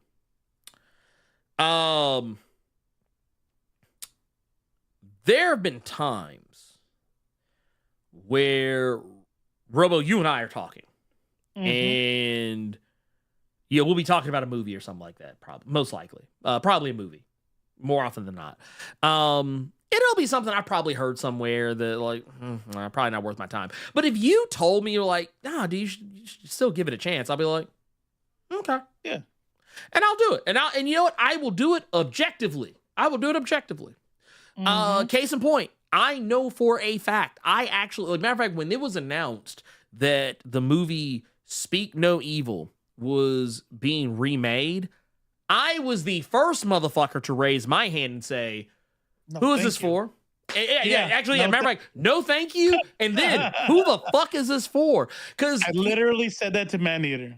Maneater's like, no, I heard it's different. I'm like, I'm not doing that again. I'm not going to that ending again. No. That shit literally fucking pissed me off. And she goes, let's just watch it. I don't know what's different. I'm like, all right. Fine. And the whole movie, I'm like, it's gonna da-da-da-da-da, da-da-da-da-da. It's gonna happen. I don't want to do any spoilers, but it's like, I'll just say, I'm very glad I watched it. Well, did you end up watching it? I haven't watched it yet, but just because it's Speak No Evil is very depressing and triggering subject matter. So that's part of the reason why I haven't watched it yet. I am going to watch it, but the thing about it was that I was watching a scene from it, and it was like one of the trailers or whatever, and they had like the scenes, the one where they're dancing to Cotton Eye Joe. And it's the same scene that's in the original movie, and like seeing that scene, that scene is practically beat for beat, shot for shot from the original movie, and I was just like, a lot of it is, that was also kind of also my concern. But did I? Whoop. Oh, is that me? Maybe. Hold on, wait. Maybe. Actually, you know what? I think it was more me. Hold on. I'm going to put that. Well, you're live. My thing is off, so. Oh, wait a minute. Let me.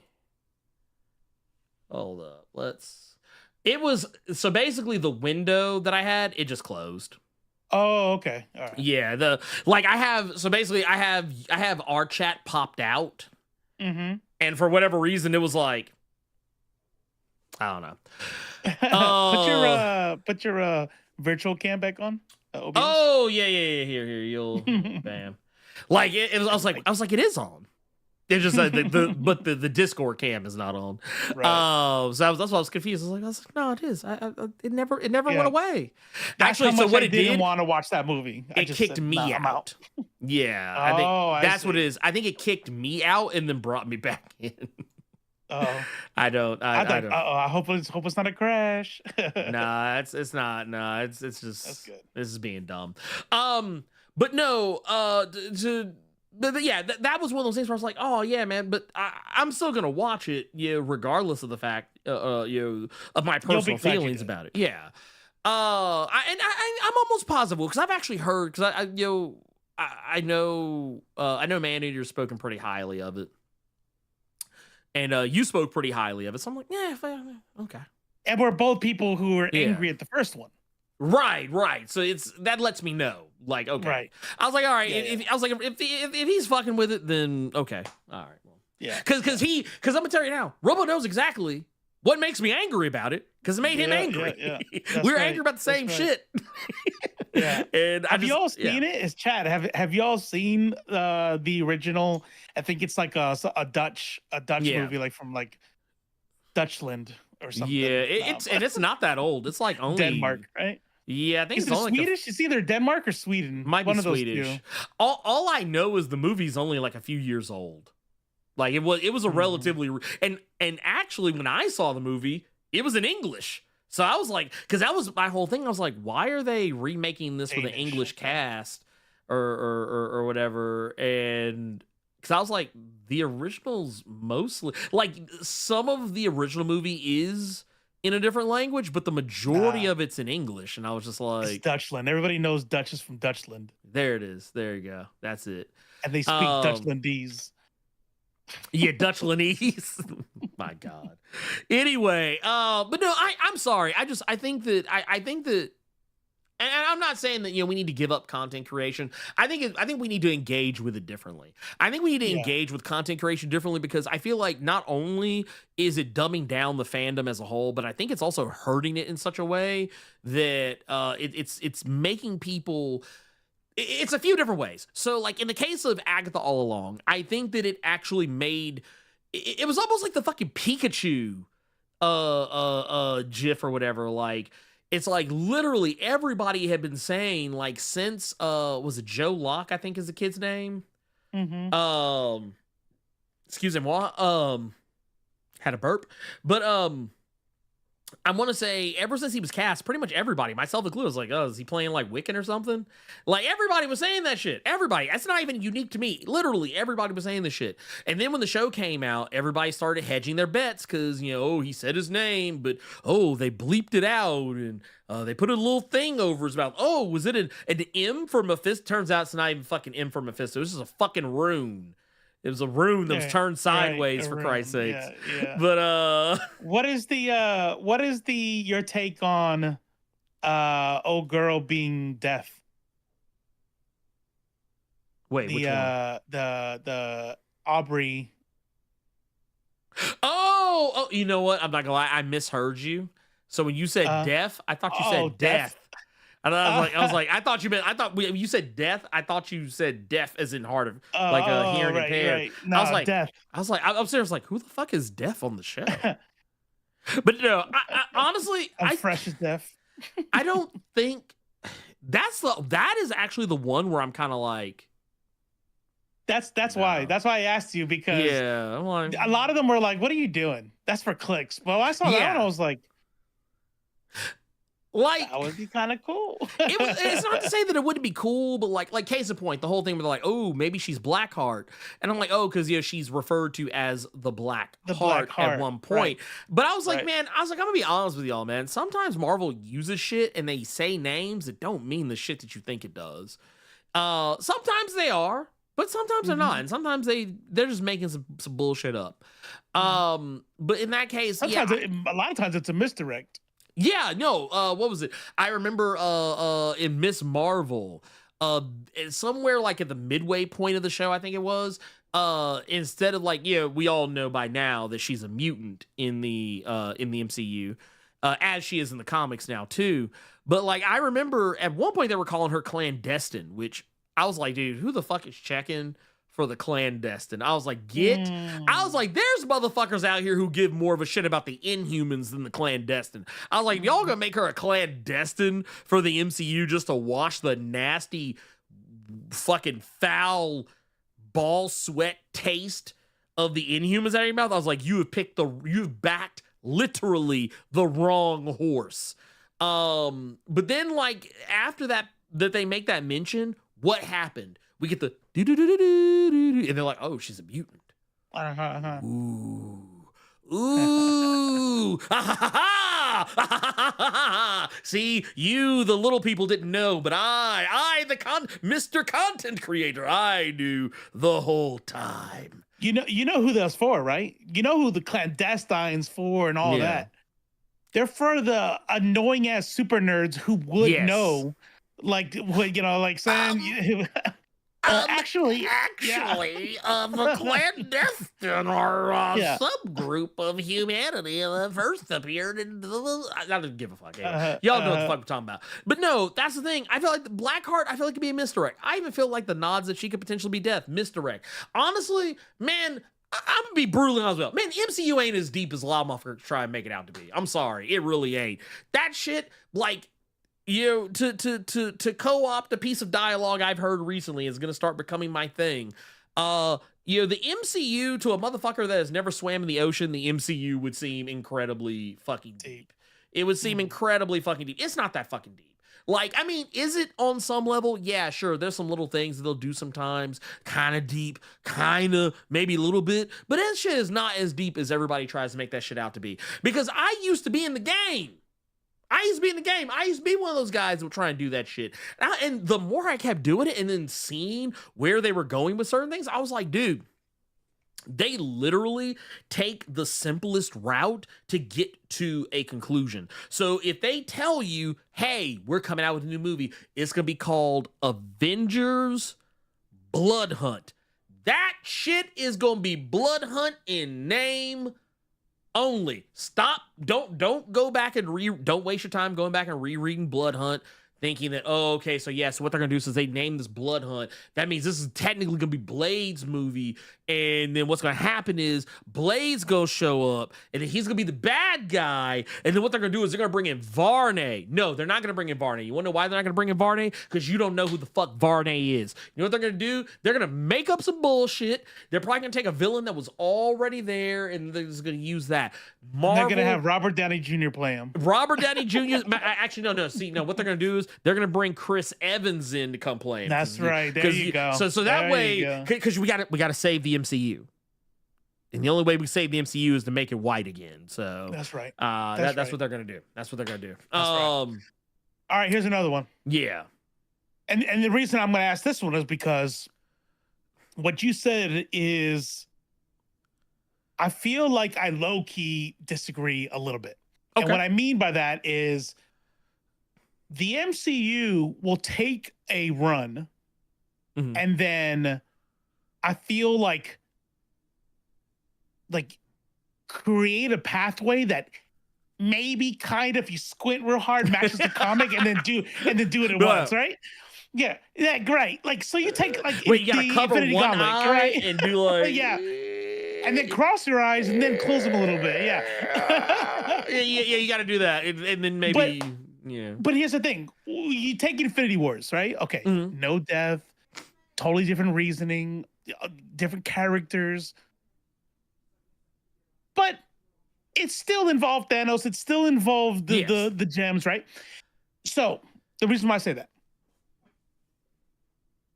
in the comics, we know that Mephisto is a big part of Wanda's kids, because Wanda's first kids are made from the essence of Mephisto himself. So when he takes back his essence, the kids go.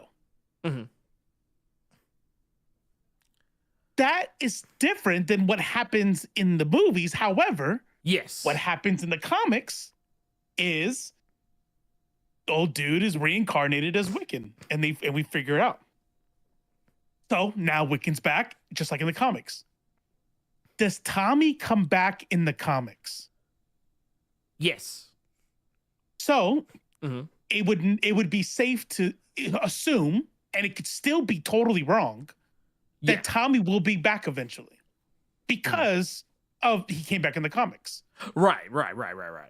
Yeah, that's what I mean. Loosely, it would still be Well, loosely, yeah, but it's a little bit, right? You can still use it as a little bit of a guide. What they'll do is they'll file the serial numbers off a little bit, and they'll remix. They'll basically try and make it as simple as possible because let's be real, the whole creation of Billy and Tommy is kind of fucking convoluted. So like honestly, even though this looks convoluted in Agatha All Along with Billy's essence being shifted into the body of someone who died in a car crash.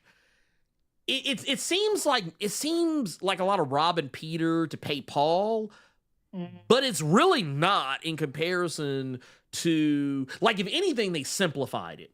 It's kind of like what they did with She-Hulk.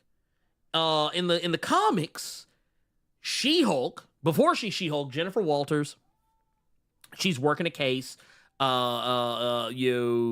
She's trying to prosecute transnational criminal organizations. That's a joke. It's a joke. It's Kamala Harris joke.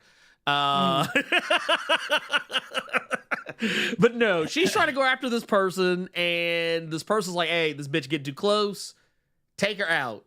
So these dudes pull up, shoot the shit out of her, and she ends up having to get a blood transfusion, but the only person who's nearby is Bruce. Now, when we get to the She-Hulk show, yes, she gets the blood transfusion. But the reasonings behind why she gets blood transfusion, completely fucking different. There's no gang that shows up. There's no shootout. She doesn't get shot. She's just in a car crash, and I think, what was it? Matter of fact, no, the blood transfusion doesn't really he drips blood into her.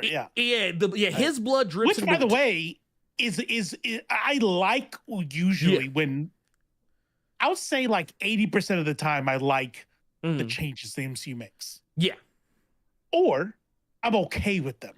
Like you're not gonna get mad, right? Or this is way better. Like for example, I'm gonna say something, and it's gonna hurt my feelings saying this. Yeah, I literally teared up when this movie came out, when Thanos was announced, and I knew it was gonna be. I'm like, oh my god, because Infinity Wars is literally, and I've said this years, is literally the storyline that got me into comic books. I was so infatuated with that story. The MCU, Infinity Wars, and Endgame is infinitely, no pun intended, better than the book, than what happens in the comics. Infinitely. Oh yeah. Well, I mean, there are no doppelgangers. There's no, or in the case of like the Infinity Gauntlet. It's funny how they do it too, because it's like they took Infinity War was basically Infinity Gauntlet, but they took the title of Infinity War, but they left out all the dumb shit from Infinity War. The doppelgangers, Magus, and all that other stuff. They left all that shit out. They left out Kang. They left out, I think Galactus was involved on some level or another. But point of the matter is, they left all that bullshit on the table. They said, hey, we're just taking the name. We're actually going to make this a little bit closer to Infinity Gauntlet. However, no death. No Mephisto. No Still Master kill Order, half of everything. Lord Chaos, whatever the fuck. But yeah, and no... what was the heifer's name? The woman, I forget the name. I can't think about it right now. The name of the woman that Thanos created to be his bride, to the make female version of him. Yeah. I was like, none of that shit. Yeah. I was like, they literally. But the thing is, they took it and they made it work. It's kind of like how Tyraxia. Yeah, that's what it was. Tyraxia. Thank you. Thank you, Screwface. Thank you. Yeah, there were no celestial beings, no Pip the Troll, no fucking Infinity Watch, no none of that bullshit. They did have a bunch of random characters die, but not exactly in the same way that it was in the comic. And it was definitely better in there. It was more emotionally impactful. Infinitely more impactful. Like, here's the thing. They even here's the best part about it. They slick gave you a little bit of Thanos quest as well in the Infinity War story. Just taste, just a tip, especially when he went to his planet to just do the where they killed him. Yeah, 100%. You can do the thing without like fully doing the thing. And I will admit, yes, do they always do it perfectly? No, they do not. Case in point, you look at the thing I was gonna say, dripping the fucking blood. Oh yeah, that I thought that part stupid. right there. I thought it was stupid. No, I 100% thought it was stupid. You could have easily put her in a serious accident, and he had to give her a blood transfusion. You know what I mean? Easily. What would have been so hard about a blood transfusion scene? I don't understand that. I don't know. I don't get it. I don't get it. I will also say, even though I personally, I don't have any beef with I don't have any beef with like a lot of movies in the MCU. I do feel like there are some things that they do pretty damn well. There are a couple of things I do think they do pretty wrong. But like the whole thing with Black Widow, I don't like not talking about the movie, I'm talking about the character. I don't like the way Black Widow is depicted in the MCU because the thing is, like, when they did the whole thing in Age of Ultron, where they're like, "Oh, I'm a monster. Oh, I'm a monster. Oh, they took they gave me a hysterectomy. I can't have kids. I'm a monster." The thing is, I was like, this would have been way more impactful and probably would have hit a little bit harder if they would not have made her a regular ass woman in the MCU. Because I was like, that's the thing a lot of people don't know. If you don't read the comics, like if you only watch the MCU, I would forgive you for thinking Black Widow is regular woman.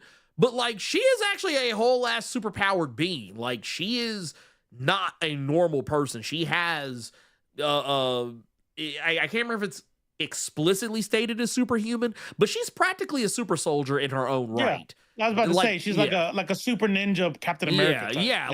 She has enhanced, like at the very least, she has enhanced strength, agility. She does not have the agility, the stamina, the strength, whatever of a normal person. So like I was like, there's no reason why they could not have done that. Like I feel like they were trying way too hard to be realistic and kind of screwed the pooch.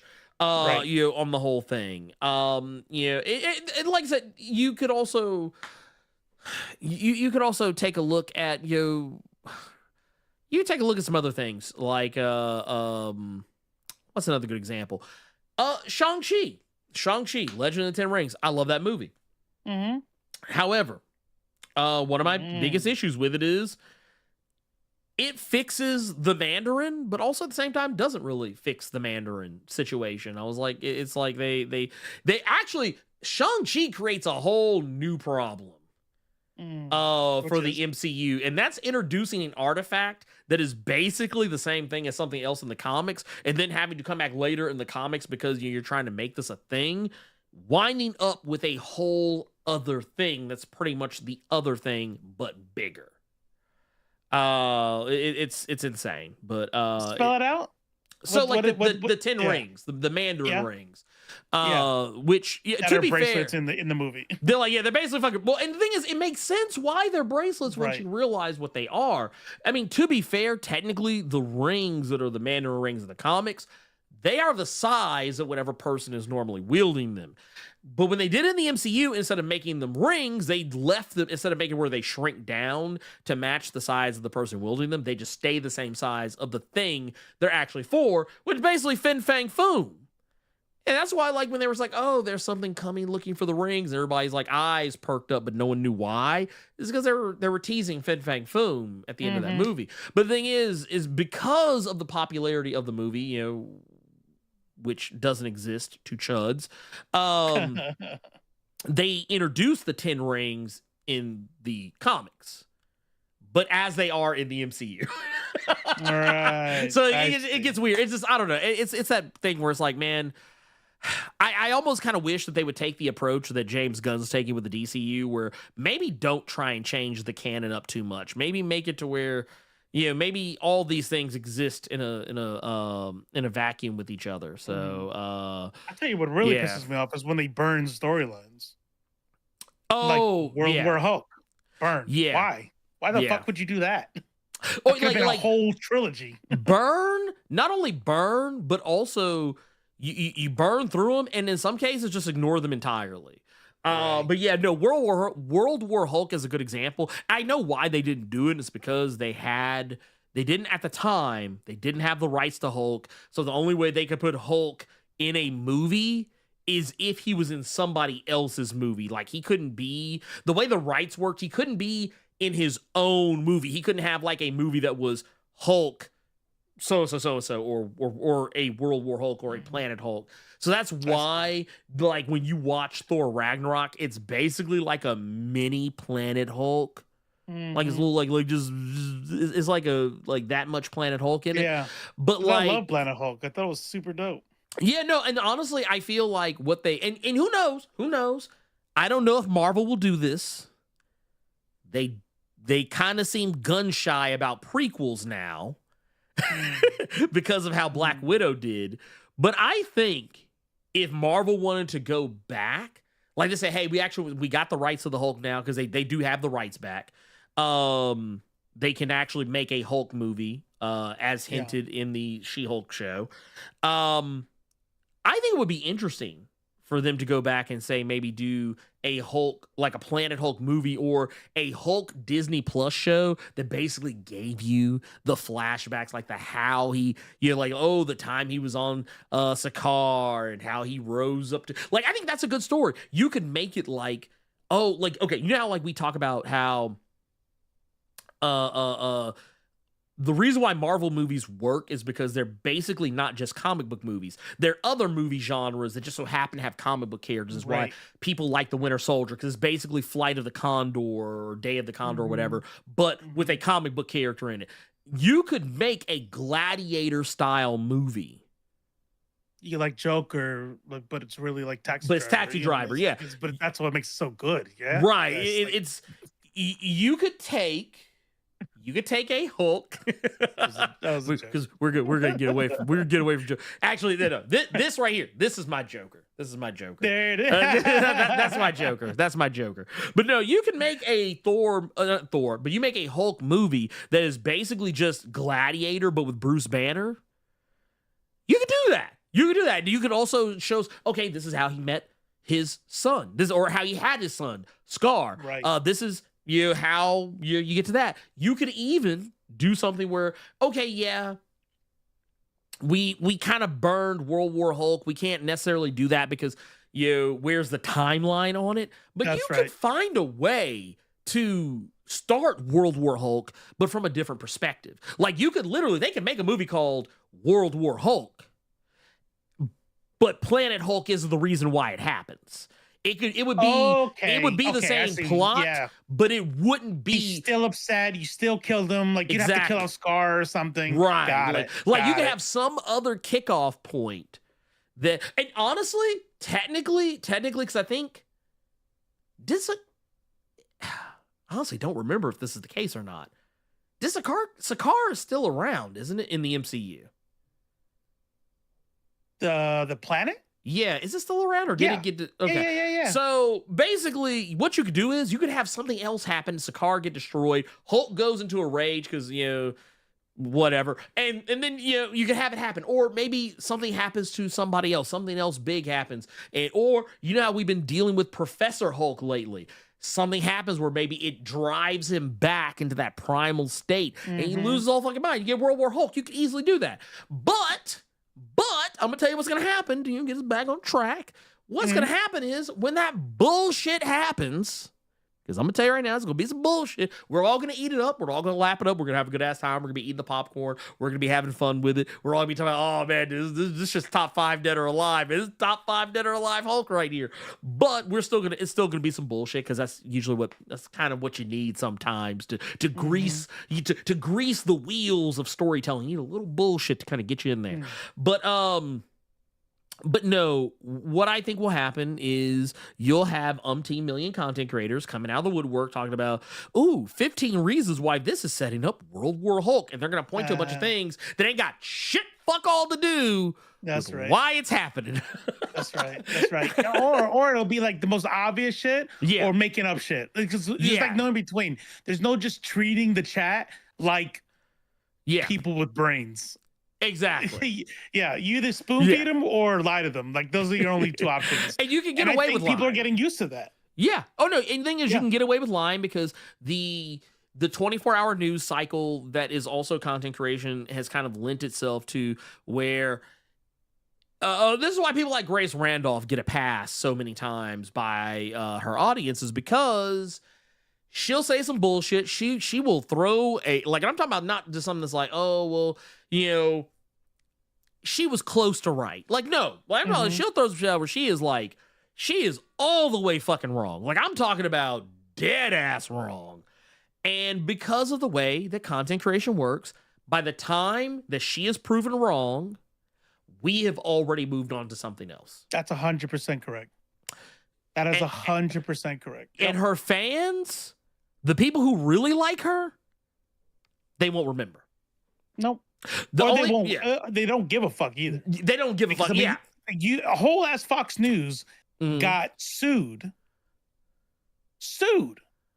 lost a lawsuit. You know what I mean? Like it's part of the reason why Tucker Carlson's not there anymore. Like they just fucking got wrecked, and everybody who watches Fox News will do either. Yep. Of course, they were attacked. They were getting their First Amendment, rights attacked, or deflection. CNN lies. How come they're not getting sued? Right? Just some weird shit like that. Or they just won't believe it. You know what I mean? Or just not care. That's what happens when you start getting this this kind of parasocial thing. And the reason why they foster parasocial relationships where they want their chat to be stupid. They want to spoon feed their chat. It's the same reason why these types of dudes treat women like pieces of shit and emotionally abuse them and make them feel like they can't go anywhere else, right? You treat your chat like they're stupid. That way your chat doesn't go anywhere else because, man, this guy just explains it. Right. Versus having, engaging, going back and forth, Yeah. Algorithm cults. Yeah. 100%. Oh no, that is it literally. That is it literally to a T. I could not. Like, listen, I can't make this shit up. Yeah. I cannot make this shit up. But that said, I think that, honestly, man, I think that a lot of these people are cooked. I think they're cooked. And eventually, at some point, their fans will probably catch on. But by the time those fans have caught on, a new crop of fans have come in, and they don't care. And then, they'll eventually, they'll figure it out, too. They'll figure it out. And then by then, somebody else, they got another new crop, a next generation of fans. It's a never-ending cycle. Like, you pretty much get it. And this thing, God bless you. I don't watch Grace. God bless you if you watch Grace. I watch Grace a lot. Yeah, no, I'm good. That's weird. Yeah, that's wild. That's wild. Are you a regular here? I'm like, I don't know, man. I don't know. Look. I'll be honest with you. God bless you for that. But I will say this much. In so much as I don't know about how right she is all the time, but I can tell you this much: whenever she says she has sources, them sources is her. That's all I know. Them sources, that's her. What network is she usually on? No, I mean she's a YouTuber. She independent? Yeah, independent YouTuber or whatever, some Grace shit. Randall. Oh, yeah, that the one with the one that talked about how Mr. Terrific's hair was political. It's like, oh, it's like little political. I was like, how the fuck is a black man's hair I was like, this is the same hair this motherfucker walks around with on a day-to-day basis. Like, Eddie Gathegi literally walks around with a tapered fro like most days. As like, here comes this heifer talking about political. Like, how's this political? She's like, oh, it's a little black exploitation, a little 70s, little political. Like, I mean, all she does on her Twitter is announce her stuff. Is she like a right winger or what? No, I don't know what she is. I think I was thinking. You know what I was thinking? I think I was thinking Nancy Grace. You might 'Cause have they're been. Grace You might have Randolph. been. Yeah. No. Grace Randolph. She does. I'll put it like this. Grace No, Randolph she's is not. She's a lib. Okay. she's a shit lib, is what she is. Yeah, she's okay, like okay, like okay. I'll put it like this. She would. I bet she watches Destiny. I guarantee she watches. She's a Destiny. Okay. Type. She's one of them. She's Okay. she's a shit lib. She ain't a woke skull. She's a shit lib. Got it. She said, "Oh, I would have voted for Obama for a third term." That kind of shit. That kind of shit. But the thing is, it's that type of lib where they will still say some either borderline or low key racist shit, Right. which she has done. And that's Like not calling even black like hair political. That's kind of wild. yeah. Like I was like, dude, that like I'm not gonna lie, she would never hear the end of it from me. On that one, there is no fucking way. There's no fucking way. She Snow bunny. yeah, I guess. I mean, you know, nah, she. Okay. You know what it All is? She is. we don't have to comment on it. Yeah, you know what I'm gonna say. I'm gonna say, I would touch that motherfucker with a 10-foot pole, but I mean that's just me. I was like, look, there's better white women out there. That's not an S tier white woman. That's like a S tier. That's like a, you know what it is? It's like, you know, when you play like an RPG, you play like World of Warcraft, and you get your starting gear. That's her. You said careful. Carter Presents watches Destiny. Does he? Wow. Oh, really? Bless his heart. Bless his heart too. Shit. I mean, hey, look, if you like Destiny, that's you. But I mean, I don't fuck with Zionists like that. So definitely don't fuck with Zionists. Definitely don't fuck with people who say shit like black people are constantly the victims, or there's not a black person alive that white people owe anything to, or that has experienced slavery. Shit like that. Yeah, no. You know? I teach their own. Right. I'm just asking questions. Yeah. I'm just asking. Yeah, you know. JAQ. Yeah. I'm just asking questions. I tell you what, speaking of Destiny, I will say this much. Oh, go ahead, shoot. Dude has a superpower, and I am really upset that he's not on the right side of history. Oh, talking about how he's good at dismantling people? Yeah, he's good at debate. He's good at keeping his cool during when people are yelling in his ear. He's very good at what he does. And I just wish he You wish he used those powers for good? That's right. Yeah, you wish he used those powers. That's okay. You can say it. You wish he used those powers for good. Yeah. And as you are well within your right to wish for. You're well within your right to wish that.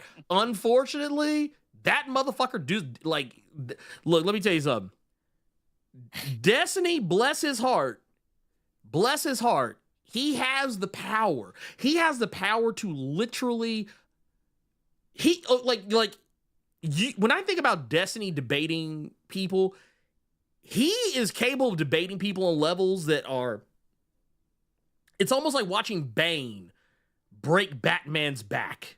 Mm-hmm. Like he is capable of that. But when it comes to actually being and also he is a racist piece of shit.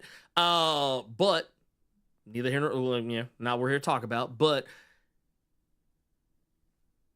if you ask that motherfucker like to actually be like a decent person, I'm gonna tell you what he's gonna tell you. We do not care. That is what he's gonna tell you. He's gonna say, "We do not care." He is going to he is going to laugh you all the way the fuck out of the building. What's an EDP? What's that? Oh, age of consent things? No, you're thinking of somebody else. Oh, that's Dr. Bosch. That's oh, Bosch. yeah, okay. The horse stuff. Yeah. Yeah, about that. Look, I'm good. I'm so good. He censors it. No, deck it out. No, you did not censor the word. I mean, to be fair, actually, he didn't do it. I think YouTube censors it out for it. Oh, yeah, it's that bad, I guess. Well, you know what I say. I say to each their own. But you know what I will also say. On top of all that, is that I don't care whether you like Vosh or Destiny or Ethan Klein or Hasanabi or any of those other things. You know what I do? You know what will make me judge you? What will make me judge you if you don't do this? And I'm gonna go ahead and tell you right now. Have a voice in your future. Register and vote. That's what you need to do. You need to go vote. And tell them Spider-Man sent you. That's what you do when you go to the voting booth. Say, and Spider-Man told me to come and do that. So yeah, that's voted yesterday. I voted yesterday. That was my my Threads post. Oh shit. Yeah, I'll ask you off air. It's depressing. It's depressing. It's like you vote and it's like there's no excitement, there's no hope. It's just like cool, fucking cool. But I will tell you, this much. Right? It's something that I kind of put to Destiny is not my cup of tea. I'm just not a person that believes in good or evil. That said, I also don't think he's saying the number 24/7. Sometimes he's yelling about abortion. Yeah. Well, he's not saying it 24/7. But the thing is, it's like I don't like the reasonings behind, like, because I think there was a clip of him recently where he said it, and just like casual and apropos of nothing. Was it the A or ER? Oh, it was. I think it was one of those weird ones. Like I couldn't really tell if it was a soft A or the hard R, but like he just kind of it was something he said. Like it was like one of those things he like it's kind of threw out there and this kept on going. But it's the same thing that like shit that like people who are trying to be so fucking edgy, like so edgier than thou. And I'm just like, look, dude, man. Yeah. You're not gonna offend me because I know you're not talking to me. Like whenever someone says that shit, if they say it in and around my presence, like if they say it like trying to, like I'm talking about like literally someone's right by me. If they say it around me, they're not going to get much of a reaction. I mean, I'm not that guy that's going to like fly off the handle and beat you up. It's not worth it anyway. Well, not like that, because like I like I said, you're not talking about me. You might think you're talking about me, but I know what I'm not. So, it's just not worth dying over. No. Like everybody loves the videos when somebody gets slapped the fuck out. I'm like, okay, yeah, but there's another side to those. I just saw a video. I don't know why I do this to myself. I don't know why I watch these fucking videos.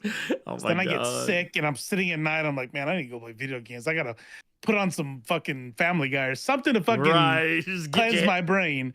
But it was out of Portland, Oregon. Okay, I need everybody to fucking listen to me. It was out of Portland, Oregon. Mm-hmm. And dude is on a bus, starts yelling racist shit at a couple of girls wearing the headdress. I forget what it's called. Oh, the hijab. The hijab. And this other guy comes up and says, "Hey, leave her alone." He goes, "Leave me the fuck alone." Da da da da. And another guy comes up and says, "No, you leave them alone, right? So these are heroes." Mm. Guy was fucking crazy. The guy was fucking crazy. Pulled out a knife and started stabbing them over and over again. Got one dude in the neck, dead. Fucking dead. Yeah, you know what I mean? And I'm like, good. I think what I would do is sit next to them, like have a conversation with them, help them, you know what I mean? Like, feel safer. And then I think it might be worth taking that risk if they were about to get physically harmed. Yeah. But you see people out there, like, look, if somebody says that shit, like, you're in Memphis. You know what I'm saying? Like how many times are you going to say that shit? Like, how many times are you going to get mad at that? You know what I mean? It's like, okay. Right. And then what happens? Then you don't go home to your family because nobody's going to disrespect me like that. Okay, well, now some good old boy just shot you down the street. He don't give a fuck because he's just 4 times out of prison. He's a meth head. You know what I mean? It's like, you died, but you ain't no punk. Yeah. that's what your tombstone gonna say. Yeah. You died, but you want no punk. Yeah. And So I'm I sorry. I look, you yeah, would I say something to someone? I'm not saying I would just not like respond, but I'm not gonna give them the satisfaction of the response that they're looking for. Because 9 times out of 10, when someone does some shit like that, like they like openly, people who are openly racist towards you in public, those are people who are looking for something. Exactly. They want you to fight them. Exactly. I was in Vegas one time for training, and I remember walking down the street and a group of no shit, I fucking kid you not, neo-Nazis. When I say neo-Nazis, I don't mean white boys with shaved heads. I'm talking about pants, blouse, and their black boots, shaved heads, Nazi fucking on their keychain, hanging off their deal, crosses and shit, and black iron crosses, Nazi fucking tattoos, and the swastika on their forearms. Like they didn't give a fuck. One dude had a Nazi thing on his thing, and I remember walking. I remember seeing them. I was like, God damn! Like wow, right there. Every single one of these motherfuckers looked at me and smiled. Not smiled in a nice way, like smiled like try. Like, yeah, and it's like these motherfuckers. They want to kill somebody. They want to. You know what I mean? That way they can claim self-defense, or if it goes down, however it goes, right? Or they spend it a couple times. You know, and it's like I'm not fucking with nobody like that. I'm not. You know, and that maybe that's what they want. But it's like, nah, I'm good. I'm good. Look, man. You know what I mean? I'm not trying to get perished over some bullshit. I think that's the biggest change that for me as becoming an atheist. I have learned to value life so much more than back before I was a Christian. Because, hey, like the idea of sacrificing myself for somebody because somebody is yelling racism at them, that's okay, because I'm going to go to heaven, I'm going to see and then my family's going to meet me later, all this stuff, right? But it's like, wait a minute.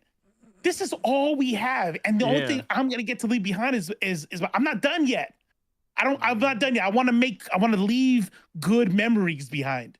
And this is my only chance, and I'm not fucking dying because somebody called me a bitch. You know what I mean? Yeah. I'll be like, yeah, okay, like, I guess I'm a bitch. You going in a pine box because somebody called you a bitch? Like, goddamn, ain't that about a bitch? Shoes. Okay, man, whatever. It's like, nah, man, we don't do that. Like, look, that is one of those, like, 100%. I'm not trying to tell anybody how to live their lives. I'm not trying to tell anybody, that they need to, oh no, man, see, you got to,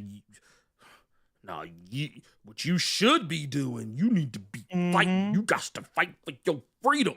No, I'm not trying to tell you that. What I'm trying to tell you is that you have no idea what is going on in someone's head.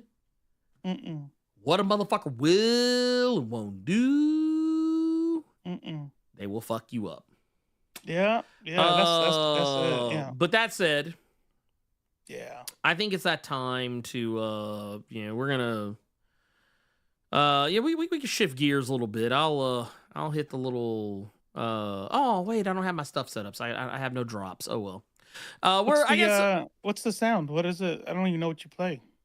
Oh, Windows. The Windows. Oh, okay. The thing. The old Windows XP startup sound. All right, so y'all know what that means. The phone lines are open. If you want to go inside of the Discord, go all the way down to the bottom, and you'll see a room called Waiting Room. Go ahead and jump inside there. We'll pull you up for some chats. I do know. Do we have any? Let's see. I know we have question in here. Sorry. Are you dancing? I was doing the hotline bling. Oh, nice. The we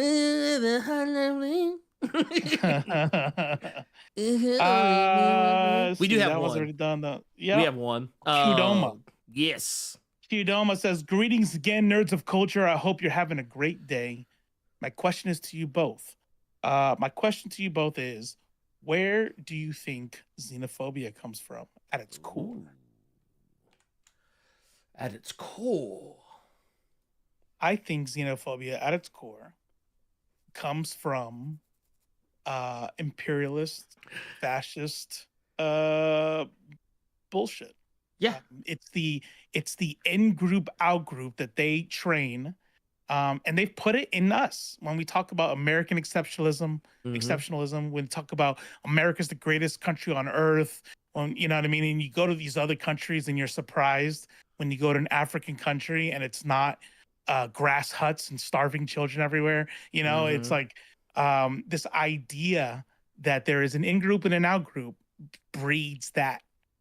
There's a reason why I think the most overt kind of racism that you'll see is in rural areas because of their isolation. And when you're in that sort of isolation, it's easier to keep that in group out group, right? And then you get to breed that, and that's why you see it less or evolves in a different way in cities, right? So yeah, that's what I think it is. I think imperialism, fascism, nationalism, that stuff breeds that sort of stuff. And it's all rooted in dehumanization. Dehumanization is one of like the core tenets of each and every one of those things. You dehumanize whether it's a race of people, a cultural group, or some otherwise grouping of individuals. You dehumanize them in so many ways, and it just makes it easier to do the colonization, to do the xenophobia. When you it's kind of like how there was that thing that was it went viral a few weeks ago, I think. I forget the name of the content creator, but basically he was talking to some like little racist white kid, and the kid was talking about how like, oh, well, like y'all come from Africa, so I mean y'all are so that's why y'all are apes. Like, he said y'all are chimpanzees, and that's because all Africans are monkeys, this, that, and the third. And the dude like started like breaking him down, like he basically doxed the fuck out of the kid, and made the kid realize that like, hey, you ain't as untouchable as you think you are. And oh, this is over Omegle, right? Maybe I don't. Is this on Omegle? It goes through different people, and then he gets called the N-word, and then he tells them what city they're in. I have no idea. Right. I have no idea about that. It was some YouTube. It was a YouTuber or TikToker that was doing this, but I don't know the origin of it beyond that point. But basically, it was one of those things where he was like, obviously he bleeped it out, but like, he was like, oh, he said, are you at 30, and then bleeped out the rest of the address, and then you saw like the kid's eyes like go wide, and then like he was like, yeah, he's like, your name is, he bleeped out the name. He said, man, he said, yeah, I took you to be more like a Matthew, because usually y'all are usually a lot nicer, but I never thought like and then bleep it out again. And then the kid was like, man, why would you ruin a kid's life over something stupid as this? And he was like, but it was it's a learning moment. It's a teachable moment. I just thought it was funny because dude was the dude in question, who the black content creator who put the video out, the whole time eating a banana just to be funny. It was kind of hilarious. I think we're talking about the same dude for sure. Probably. Yeah, his name was Ryan. He's like, he's looking more like a Ryan. But no, it was funny how it worked out. But yeah, but that's the thing though. It's dehumanization. When you make a group of people seem like they're not like you. What was it? The fucking what was it? Peter Pan. What was it? Savages, barely even human. Like that's that type of shit. Right. No, exactly. And yeah, Lee was talking about that. Even like in pro wrestling, how the Arab people were going to always be the heels and stuff like that. It is training us. Nerd Large says xenophobia is genetic. Humans evolved in small tribal groups, and outsiders were dangerous. I don't think so. I have to disagree with that. I think you're right to an extent. I think the unknown is always going to be off-putting. But when you look at indigenous peoples in the past, trade and taking in people who were from the outside because they're a famine hit their stuff, like the xenophobia that we see in that spawns from nationalism today is different than, hey, you might harm me type stuff, right? Like that would be why on the street, if you come across somebody at night, you're gonna be like, who the fuck is this? That's like some evolution stuff, like, you know what I mean? Because now you're scared. But when we're talking about you're from another country and now I fucking hate you for it, that stuff right there is not genetic. It's not something that you're born with, right? You see that in children. You watch children grow up and you know, kids of all races playing around before they get to be taught racism, before they get to see, you know, the Arabs always play the bad guy, the black guy always being the criminal, or the drug addict or the gangbanger, trans people always being the serial killer. Mm-hmm. You know what I mean? To the point that even when J.K. Rowling wrote a spate of mystery novels under a man's name, the serial killer was trans. All right, exactly. It's on purpose. It's literally on purpose. No. These things spawn each other, right? So nationalism will cause xenophobia, right? Like this is the white supremacy. And here's my point, though. Here's my point. The point of it all is these are all symptoms, and the core of it is the power structure, right? The people in power wanting to cause that insecurity, cause that fear, cause that, you know, all the things that we're talking about here. You all are right?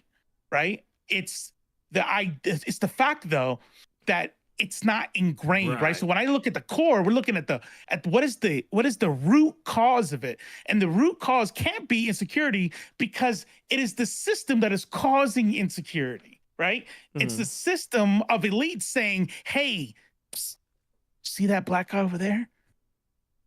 He gets to buy whatever the fuck he wants because the state gives him money.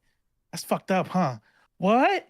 And now I get mad at him, right? It's like, it's not saying like, oh, well, you know, some people are just insecure. No, it's me whispering in his ear to be mad at you, and then people don't get it. You know what I'm saying? The elites causes the thing. It's the system that we are in that you didn't really typically see. Not in the same way. Obviously, it's not rose-tinted glasses. Wars happened, you know, slavery happened.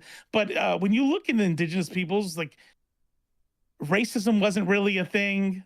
When you look at the way, like, the Persian Empire, black nobles, black lords, Arab lords, white lords, Asian lords, you know, it didn't matter, because what mattered is, what king do you worship? You know what I mean? And there was none of that. And I don't know.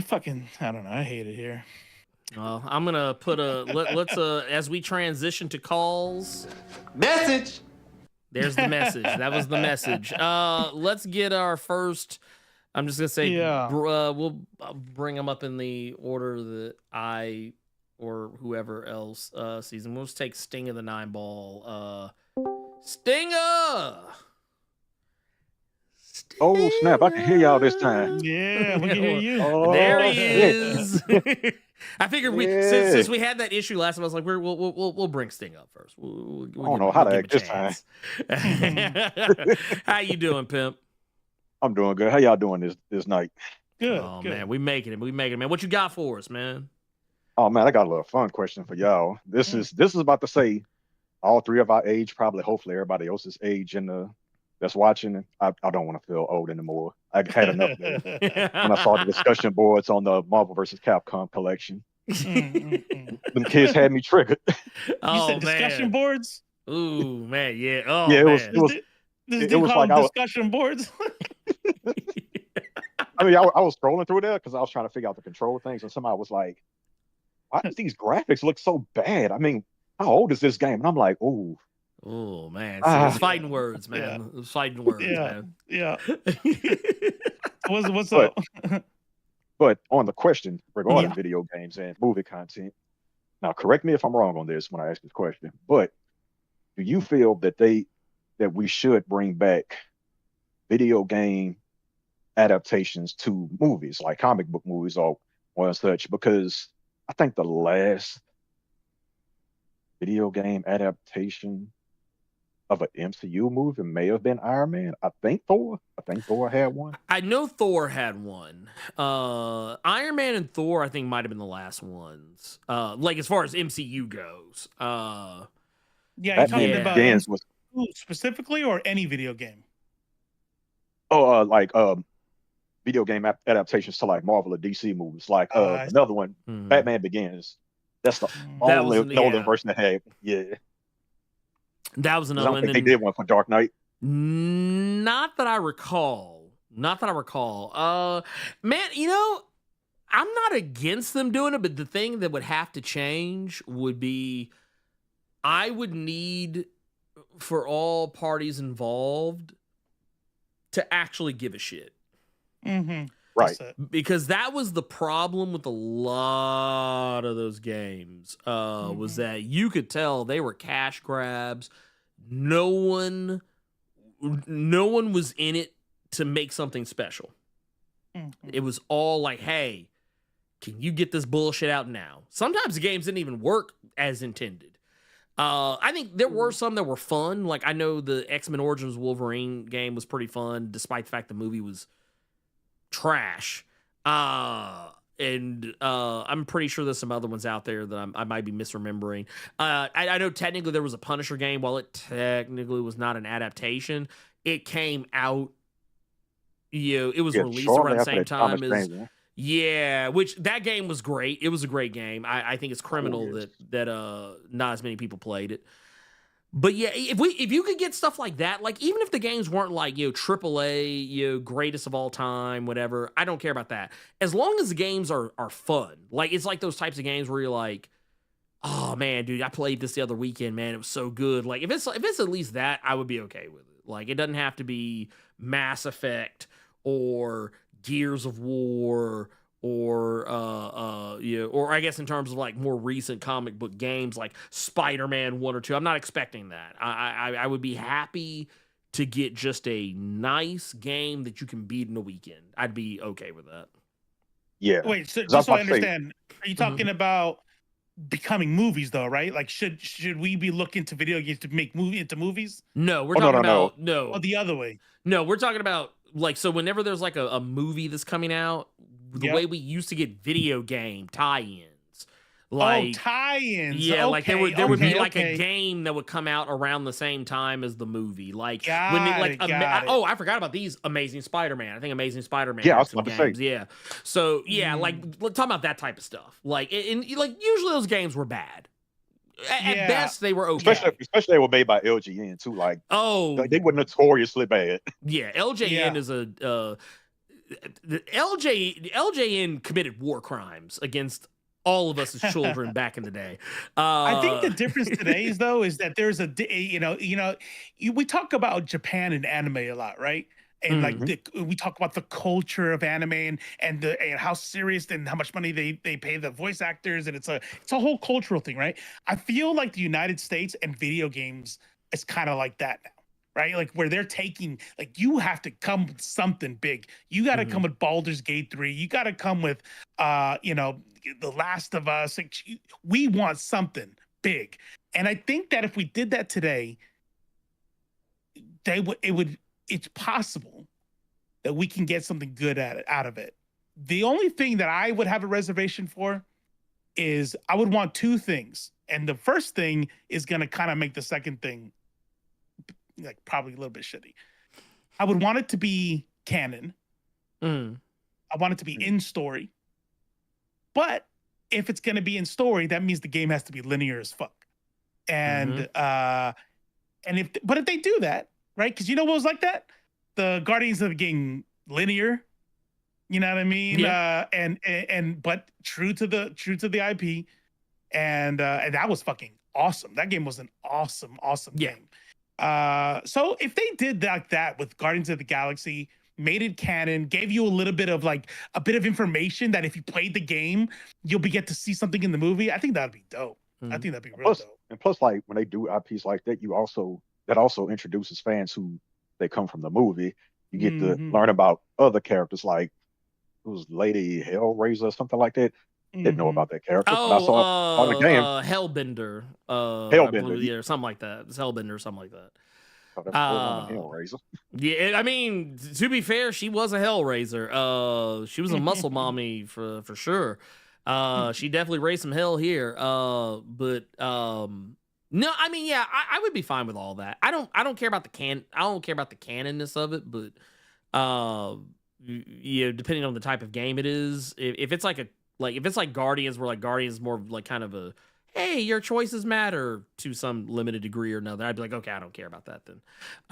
It could be whatever. But like, I would just be okay with the fact, like, yeah, if it was an enjoyable play experience, the way that Guardians of the Galaxy, Spider-Man, Midnight Suns, a lot of those games, if it's an enjoyable, yeah, like Arkham Asylum, like as long as it's an enjoyable play experience, that's all I care about. I don't care if it's, I don't care if it's like a game that's so good that it's gonna win Game of the Year or whatever. I don't care about that. Like, I just want a fun game. You give me a fun game first, the rest will kind of fall into place, I think. It could be done though. You reminded me of something too when you said the cash grab going into Batman and Arkham. If you remember that Batman Forever game by Midway back in the day that played like Mortal Kombat. Yep. I don't know how many people love that game. I loved it, but it was not a good game. Let me tell you something. Gameplay wise, it was not a good one. I'm gonna take you. I'm gonna fuck your head up. I'll bring up the Batman and Robin game. Oh, which version? Sega. It was Super Nintendo? So I had, I'm talking about the PlayStation version, the one that was based on the it was like a semi-open world, not really, but it was like a semi-open world type game. But it was it was 3D, but with the art style of the animated series. Yeah, it was kind of weird how they did it, but basically what it was, like, you could draw, like, it was basically the prototype for what we ultimately got with like Arkham City and all the other stuff. But it was like the technology just was not there. It was not there at the time, but like, you could drive to different places, you had to investigate crimes and stuff. It was a cool concept. It was a shitty game though. Like I had fun with it, but it was not a good game. I can say that was my whole chest. You guys haven't named the best one, the best movie to video game tie-in. Ooh, E.T. Nah, I'm good. I'm super good on that. You know, they just, there was a documentary on Netflix. People went to that site, that burial site, and they dug up those copies. And each person who was there for that, they have a copy of that E.T. that was buried. No shit. God. That is terrible. Shit. Why do people want this thing? It was so awful. Yeah, that game was, I think it's literally, it has like awards as the worst video game ever made. I believe it. That E.T. game. Oh yeah. I remember it was IGN, Game Trailers, Crack. They all had articles about it. Like, this game was so notoriously bad that the remaining copies, they just took it to New Mexico and just buried it. And over time, like in that documentary, they said they had to go through like 12 or 20 feet into the ground to finally get it out because, you know, they just kept having other junk they was piling on top of it over the years, over the decades. Wow. Oh, wow. I believe it. People had to come out there with like excavators and shit. Definitely, that's the start of a horror movie. We went to the grave site. Yeah, we unearthed E.T. Yeah, we dug too deep. Not only did we find E.T., but we found a mutant ooze that was buried underneath that's now trying to engulf the earth like that. Like we unleashed the blob, basically. We found the blob. But right, dude, Stingo. Thank you, Sting. Thank you. All right, y'all. I have a good one. You too, man. Take care. Here, let's bring up let's see. Bring up I think Screwface just got in there, so not too terrible long ago. We bring up Space Cowboy. Let's get the Space Cowboy. This is the return. Oh, wait. Oh, we lost him. Okay. He came in and disappeared. I don't know why that happened. I'm confused. Weird. Okay. Well, I'll bring up Space Cowboy. If that was an accident, then just jump back in. Yeah, jump back in. Yeah, we'll bring you back up. I'm gonna bring up Yasuke. There we go. There we go. Yasuke, what's going on, pimp? Yo, what's good? Yasuke. Chilling, man. I feel like it's about that time where I take over the goddamn show. Let's go. You got 5 minutes. I'm killing. Yo, Discord. I need to have a beef with Discord because I was here first. Just because I have a Y in my name and everyone else Oh, has it S's. drops you down. Not fair. All right, not fair. They gotta rearrange that shit. I know. But I was thinking about that. I was like, look, I thought about writing down the names, and I'm like, I'm not gonna be paying attention to that shit. I mean, that would have been mighty irresponsible if you did. Yeah, but I mean, we know better than that. Good. Come on. I'm not here to play the blame game right now. I'm here to answer. I'm here to give you my question. Hey, go ahead. But y'all are doing well. Y'all are showing. Oh man, we're good, man. We're doing good. As you should be. All right. Well, my question for y'all, and okay, I'm gonna try to like not make this a shameless plug, but so literally today on my channel, I'm on the Indie Corner Presents. Check it out on YouTube. Best comic book channel outside of Bird Without Fear, of course. What is it called? You said that quick. Yo, so the Indie Corner Presents. The Indie Corner Presents. I'll drop. Yeah, drop I'll a link drop. drop a link in the chat. I'll drop a link to the video in the chat. Yeah, go ahead. Go off, King. Go off.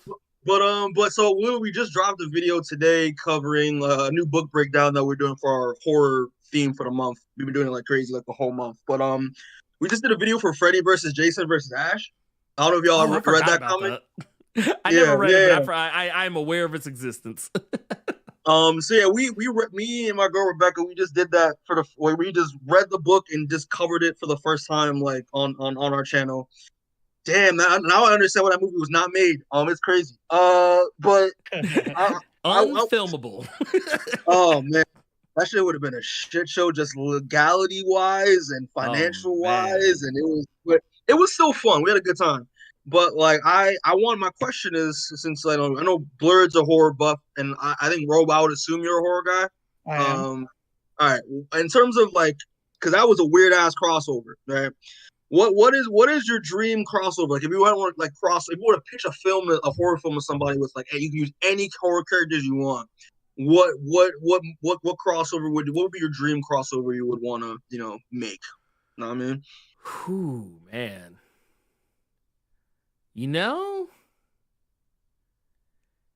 And not to go for the low-hanging fruit, but I would definitely love to see, like, if I were to take two horror franchises, I would love to take something like Terrifier and match it up against I wouldn't want Art going up against like a Freddy Another or anything monster, like that. yeah. Yeah, I like it. I'd almost, instead of him going up against another horror movie monster, I would rather him go up against another like a horror movie protagonist of some sort. Like okay. Like honestly, Art, I wouldn't want to do like Evil. I feel like Evil Dead would be a little bit too low hanging, and it would also kind of change the entire tone of what I would want. But like, I would definitely love to see something like if you could. I can't really think of any protagonists off the top of my head right now because usually they don't last. But I would just love to see Art like just in a different environment, like someplace that like just maybe cross him over with. Actually, it's all gonna just end up coming down to another slasher at some point. Oh, I know what. Tell you what. Even though I don't, think these movies are particularly great. Yeah. What's that franchise that has like all the horror movie guys in it? Hatchet. That's what it is. Hatchet. I don't think the movies are great. Full I'm not disclosure. familiar with that one actually. It's it started in the aughts. It started in the aughts. I think there's like 3 or 4 of them, but like it's something like Victor something, or I think that's the name of the killer. Like he's Victor. I want to say Victor Crowley, but that's not right. It's something like, but something along those lines or whatever. Thomas Crowley is Thomas Crowley. I'm looking at the cast right now. Yeah, it's something like that. I know. Like I think Crowley is in the name somewhere. But basically, the long and short of it, The long and short of it would be just that. I was right. It is Victor Crowley. Wow, talk about a weird memory. But no, oh man, you know what? Okay, Elite. You know what? This is why I love that we are a hive mind. Get that shit up out here. Fuck Victor Crowley. Get my girl Erin from Your Next. I want to see Erin from Your Next. Put her. I thought you liked Dr. Erin. Clown. I thought you liked Erin. No. I love her. That's what I'm saying. Like, yeah, she's about to get skinned, though. I'm just saying. Oh, yeah. Well, you know what? But she's gonna lose all her skin. That's I mean, for sure. probably. I mean, here's the thing: her family, anybody who's friends with her, they're dead. You just get them up out of here. Yeah, that's facts. They're out. Yeah. But I think Erin would do okay because she actually makes smart choices and good. Or you know what? Actually, just because I want to protect my precious. Erin. Actually, take that back. The girl from Ready or Not. So I'm not as attached. I'm not. Or you know what? Actually, we're gonna take Terrifier out of this because honestly, no one wins when it's Terrifier. No one wins except for me. Except for Art. Art wins. Give me a movie where both Erin and old girl from Ready or Not are caught up in a situation or having to survive together against something. Actually, if you gave me them versus Art, actually no, now we're gonna bring Art back in. Give me them versus Art the Clown. Both of them, we're gonna make it a handicap match. Make it a handicap. Well, actually, I don't know. Terrifier has he's got people out there technically, so that's right. You got the little girl. I haven't seen number 3, so I don't know if there's more. I'm not gonna say anything. Yeah, I'll it's not, this part isn't a spoiler. The little girl is not in it, like on any level. So I got you. You know what I would like? Yeah. I don't want to do monsters because I don't know. Here's what I feel. I want to take somebody who's tough and not an idiot. So we're gonna go with the girl from Ready or Not. Okay. And put her in the Scream franchise. Oh damn. Dude. Her or Laurie Strode, or her and Laurie Strode in a Scream franchise. That's just over 15 minutes. Oh yeah, as soon as the first guy shows up, boom, he's knocked the fuck out. He's dead. He's set on fire. Yeah, they were Home Alone. Jumped out the franchise. Yeah, 100%, 100%. What happened to Ghostface? He got his ass. They beat him out the franchise. He's gone. Especially if it's like Laurie Strode from like the 2018 Halloween, they were booby trapping Halloween. They were Home Alone the fuck out of that house. That'd be crazy. Oh shit! You know what I just thought about? Okay, here's what it is. Here's what you do. I got this. Is the money. This is the money maker right here. Money maker. Give me a movie. Samara Weaving. Give me old girl from Your Next. What's the old girl's name? Caitlin Dever, who was in No One Will Save You. Oh yeah, give me her, and then maybe like there was a final girl I told you about that you were like, I was like, I think this one might be even better, and you're like, nah, fuck that. Wait, I can't which remember one? What the movie was like. Yeah, I will say the girl from Terrifier. I forget her. Sienna. I like her. I actually like her a lot. Yeah. I like her. I can't think of anybody else right now, but like, yeah, there's always a final girl somewhere. But get all the best of the final girls and just throw them up against something just crazy.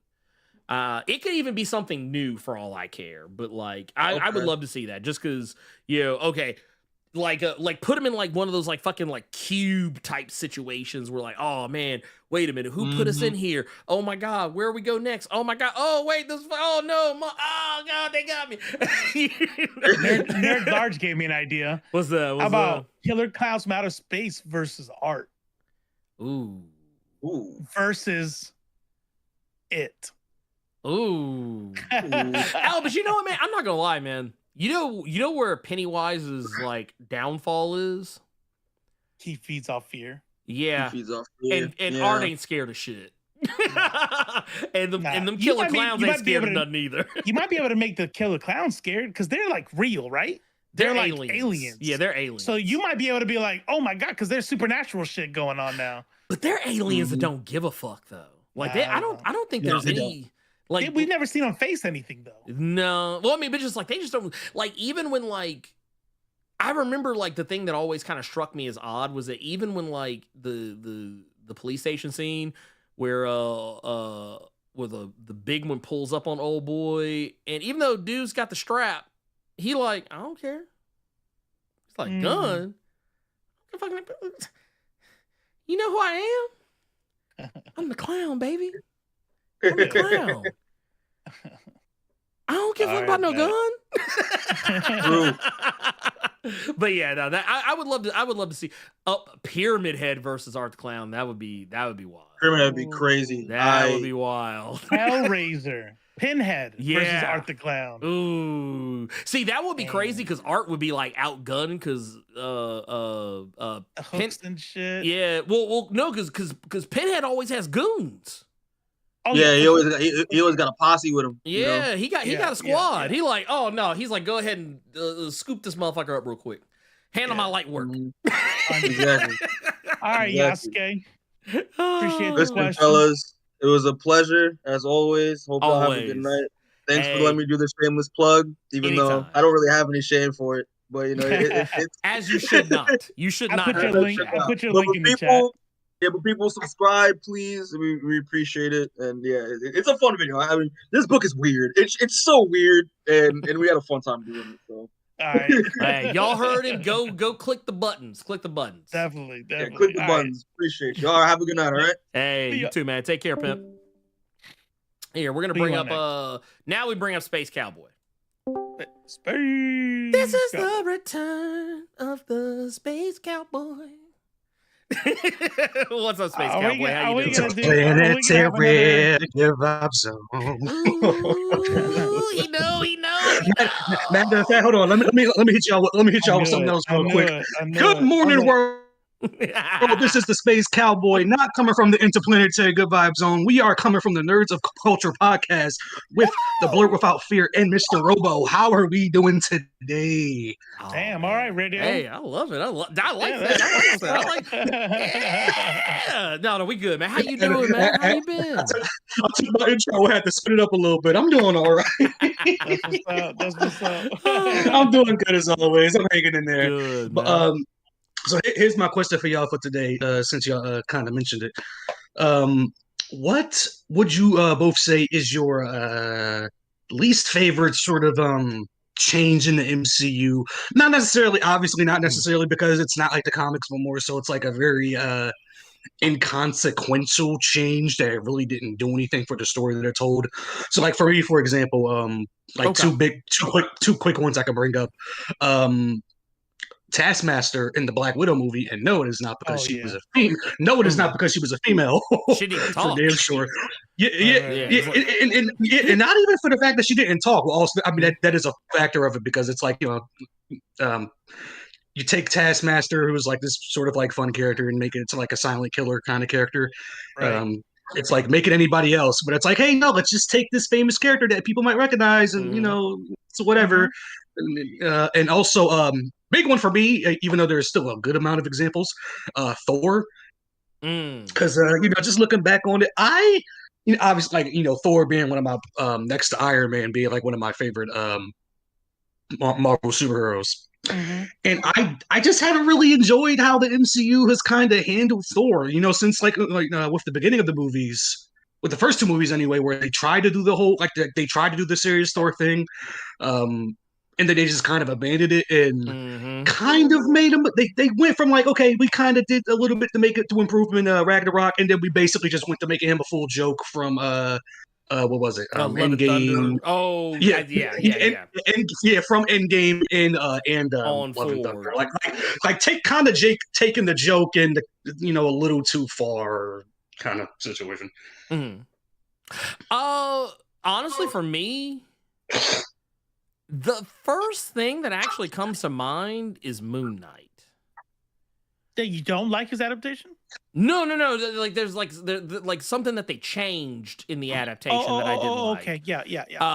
Don't get me wrong, I like the show. I think the show's great, but I didn't like how they treated the whole the whole situation with his personalities. I thought they kind of went. I don't know. I mean, it worked like I think ultimately it worked that Steven was a coward and kind of a whiny, weaselly kind of a, I don't know, loser, I guess is the best way to put it. But like, I kind of like the idea of his personalities as they were. Like, you have Mark Spector, who's the mercenary. You have, Stephen Grant, who's like the playboy, basically Bruce fucking Wayne. And you had Jake Lockley, who was, it's kind of funny to say as you're making that comparison. He's basically matches Malone. Like, basically who he was. It's like you had Mark Spector was Batman, Stephen Grant was the Bruce Wayne, Jake Lockley was the match Malone. I just cracked the code. I just cracked the code of Moon Knight. Good God. But no, I wish we would have gotten a Steven that was more, that was closer to that of the comics version. But at the end of the day, it works out, but it's still one of those things that's always going to kind of be like in the back of my mind. And damn it, since you just said Steven, God damn it, I gotta mention Doctor Strange real quick too, man. Oh yeah. Because like, dude, okay, again, another one of my big favorite fucking characters, and it's like, okay, like I get where I can kind of understand if they really didn't have a good idea on where to take a character like him. I really. The whole fucking him not being Sorcerer Supreme thing, like, okay, cool, haha, it's funny as a joke thing. But why is he not Sorcerer Supreme now? Like, what the hell is going on? And like, what like, is it for the joke, for the comedy? Like, do you have a reason for him to not be the character he's supposed to be? Like, it's and also not to bash on not to bash on the trajectory of the character himself, but I also felt like maybe Doctor Strange 2 did a better job of at least trying to give us a Doctor Strange that was closer to the comics, but I felt like the Doctor Strange of the first movie, he just kind of felt like Iron Man light. In a lot of respects. I could get that. That's fair. Yeah. And I'm not trying to be like an elitist or anything either. Like I've actually been one of the people, when I talk to people sometimes, where like I'm fine with the MCU making changes so long as it fits, the world and the story that they're trying to like fit in. Like if it's kind of like just inconsequential and just kind of there to be there, you really didn't have to do it in the first place. Oh, you just made me remember how they did Dr. Voodoo. Which was to say they did not. They gave hints and teases of a Jericho drum in the MCU just by virtue that you see his brother. Really? In Doctor Strange, in the first Doctor Strange, the black sorcerer who was protecting the sanctum when Caecilius was doing all his shit, the one that died, that was supposed to be Dr. Voodoo's brother. And oh wow, okay. But they never address it after his death, and they kind of like, I remember reading some things like from interviews where they said, yeah, this is something we're gonna that they might they want to try and build off of, but we haven't heard word one about anything related to Jericho Drum in the MCU since then. So it's kind of been one of those things. It's like, it's probably one of those things that it just got forgotten about. But that's another. Or just something for the comic book people. Or just something for the comic book people to look at. Yeah, just be like, ooh, hey, like basically, I recognize that. Yeah, we all get to be Leonardo DiCaprio in Once Upon, like we get to lean up out of the chair, be like, right there, see that right there, like right that's there. us. Yeah. We get to be that. We get to be that guy for like 5 seconds, and then we go back home and we're mad. I definitely I like the change in Thor. Thor is definitely my favorite. You killed him. You killed him. Oh, where'd he go? No, I'm joking. I'm messing. I'm playing. Oh, no. Did you hear that feedback though? Or was that just me? No, I heard. Yeah, that's why I made the joke. That's why I made the joke. Yeah. So now Thor is my favorite character, but I do like it. I think Thor, the way that he is in comics, works in comics.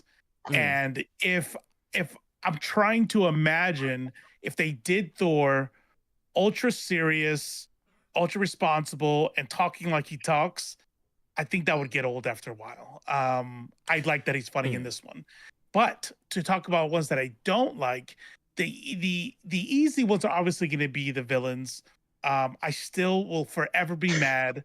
Yeah, that's fair. Gore the God Butcher and Malekith, right? Those are easy. Those two But I are think- abominations in my I think eyes. that one of the biggest changes, not counting the villains, because I think that's where the MCU does the worst at, is Adam Warlock. What the fuck was that? Like, Yeah, not I didn't about like him that he being was a funny, or like they just like he's Adam Warlock because his skin's gold. Right. Yeah. That's it. He's like, hey, we got a gold motherfucker in here. Okay, we satisfied the promise we made like half a decade ago or something. I don't know. Damn, that's unfortunate.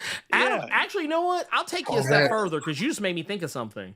I don't like Gamora in the MCU. Oh, why not? Because, okay, I tell you what. I like her better by the time you get to Volume 3, but the Gamora that was in the MCU up to that point, I did not like. Because I feel like Gamora to me has always been Space Conan. You know, badass woman warrior, like she's basically like the Red Sonja of the cosmos. And I felt like they did a tremendous disservice by kind of making her like the love interest. Like, yeah, which I mean, to be fair, her and Star-Lord, they do get down, but I feel like it should have been one of those things. Like, I feel like the video game did a better job of depicting Gamora as she should be than the movies did. Like, by the time you get to Guardians Volume 3, Gamora is more like her comic book counterpart, but that's because of the whole in-game time travel wibbly wobbly timey wimey bullshit. So she never got to know Star-Lord, therefore she never changes her personality. So I was like, I like that. But yeah, I honestly, you know what? Drax too. Shit. You know what? Now think about it, yeah, the Guardians of the Galaxy, almost with the exception of Rocket and Groot, honestly, I'm kind of like, man, even with Star-Lord then, huh? Yeah, even Star-Lord. I was like, dude, Star-Lord, you know, to be fair, Star-Lord's kind of a fuckboy in the comics too, but like he is really a fuckboy in the MCU. I was like, God damn. I think I didn't know what was a benefit for Guardians of the Galaxy is I didn't know them. I wasn't familiar enough to care. So now my Guardians of the Galaxy is the MCU. That's, you know what I mean? And so everything I've read now is because of that movie. So I definitely do not like Drax better in the comics. I like him better in the movie. I definitely would rather the comic book Star-Lord. Gamora, I feel you. I was surprised at first, but then when you describe her, yeah, you're right. I would like her. I liked her in Star-Lord. I like that whole thing that they got going on. But if she could have been more Conan-y, like almost like a Drax type, while being in love with him, like, you know, she'd just be a fucking a mommy, you know what I mean? A dummy mom. It's like the game though, because like in the game, I feel like, okay, so this is the thing I think the Guardians of the Galaxy did right about Drax and what they did wrong. I think the first movie did a good job with Drax. It's the second movie where they started leaning in to his lack of a sense of humor and how like he tries to be like he started trying to be funny, and I was like, I don't like this part of it. Like I liked how the game did it where like he was still super serious like he is in the comics, but he was still funny at the same time like he is in the movies, because he legit doesn't understand what's going on, as opposed to like I feel like by the time you get to Guardians 2, Drax is in on the joke. Like Drax is in on the joke that he doesn't get things. So now we're just gonna see he doesn't get it. You guys see it? He doesn't get it. That's the joke. That's hey, y'all like the jokes in these movies, right? Right. He doesn't get it. Like it's like they kept like it's like they keep trying to explain the gag, and I was just like, okay, yeah. I like Nebula. I did like Nebula. I thought the Nebula was better. Yeah. Yeah. G. Martinez Max makes a good point about them being nerfed, but that's the MCU in general. And that's actually the thought I had regarding World War Hulk, right? And we can get him to there, but we need some more movies that even get him near that power level. Like I would like for him to not get to World War Hulk level, but to have to save somebody that he slams the ground, and then all of a sudden, like a fucking, I don't fucking know, like in another country, there's an earthquake, and then you find out, holy shit, he hit the ground so hard, he caused an earthquake on the other side of the planet. That would be better, right? Otherwise, it doesn't make any sense. Right. No, I totally get that. But Space Cowboy, thank you. Yeah, that's absolutely fair. That is true. Yeah. Oh, well, of course.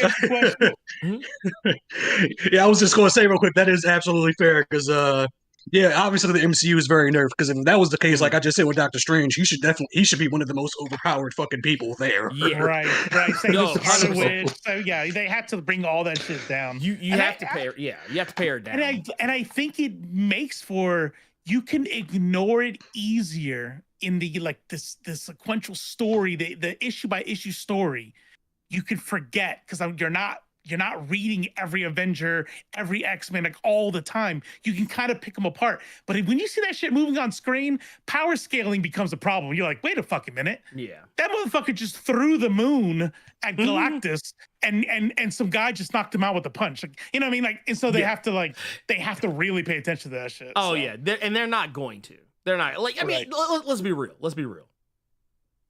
They don't do that shit in the comics as much as they probably should either. So like I tell people all the time, if every character could do everything they can do in a given story, there would be no bad. Yeah, no. Like it's like, hey, you remember that time that like at Maverick, I literally just put out a video talking, like not talking specifically about it, but there's a storyline in Uncanny Avengers where Rogue takes all the powers of all the Avengers and whoops some ass. And people will probably be like, well, why didn't she do that all the time? All the time. Because if she did, there'd be no story. Page, one panel comics. I mean, Rogue #1, grand opening, grand closing. She killed everybody in one page. Wins. The first page she won it just says Rogue wins. And that's the end of the book. That's the end of the book. Right. There's no it would be I would be mad because they would have charged me $4.99 for that shit. Yeah. Yeah. No, 100%. Still. I would be bad. Yeah, the comics I think are definitely, and that's what I mean though. They're not good at power scaling. So it would be more obvious when you put it on screen. Think about the way that Donny Cates, we all love Donny Cates. I love Donny Cates. Mm-hmm. But something that I've kind of kept to myself because I don't want to be that guy, but I'm gonna be that guy now. I'm like, you set Null up as like a god, like God of gods, like there at the beginning. He was there with the Celestials and then killed the Celestials and then created, like you created a person on par with the fucking Living Tribunal damn near. Yep. And you're fighting regular people like on Earth, you know what I mean? Yeah. And you're defeated. Get the fuck out of here. Like, you know what I mean? It's like, look, man, look. Yeah. Look, like this, it's one of those, like, honestly, it's like I tell people all the time, because comic books. That's right. You have to do that. I know. Because I have to turn my brain off, but yeah, I think power scaling goes both ways. Like, what just happened here? Like, oh no. Well, I mean, but that's the thing though. Like, and I've also said this very recently. When you first introduce a villain, you have to make them the biggest, baddest motherfucker on the planet. It's why characters like Gore the God Butcher, Bane, and Null, and so many other characters are like, oh my dude, oh man. Nah, man, these guys, they're the truth. And then after they've, had their fun, they go back to being like just regular ass, like Bane has, not until very recently, Bane had literally been kind of a joke. Not a joke villain, but he was nowhere near the level that he was in Nightfall, since Nightfall up until recently. And the same thing goes for like a lot of other characters. Gore the God Butcher, big Billy badass, and then he disappears for a little bit. It's like, well, I mean, he's a guy that you can probably take him out in maybe an issue. Right. You know who villain I think they do a real good job with that is Doomsday. I think Doomsday is what they respect Doomsday and more than they respect Darkseid. Oh no, Doomsday is the Undertaker. You don't beat the streak. Nope.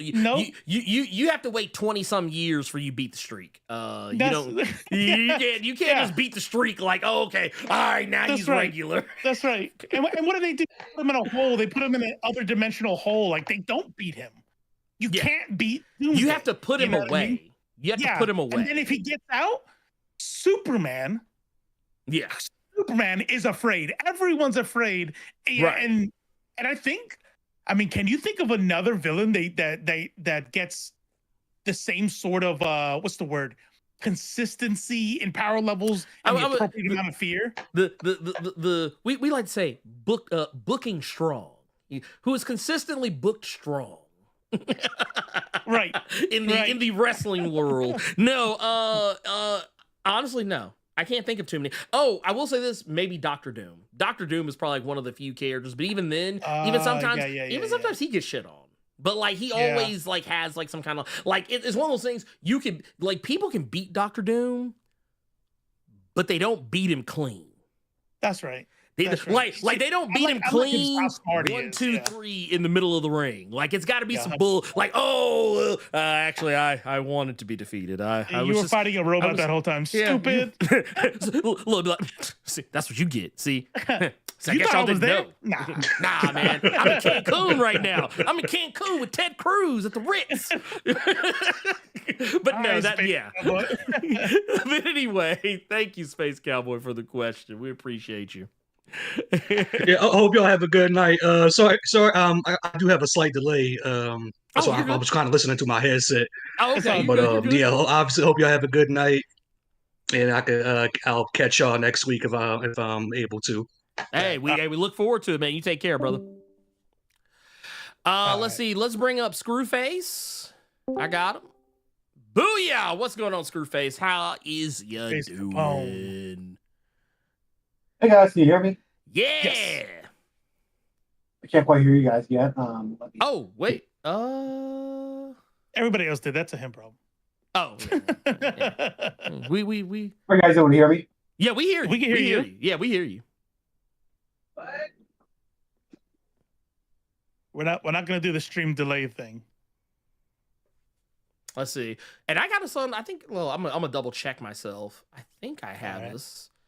You know what's weird? Because even Cowboy said that we were delayed for him, so maybe there is something wrong. Oh, maybe it might be. Oh, I'm looking. Yeah, we hear other people too. Yeah, we hear your mom in the background too.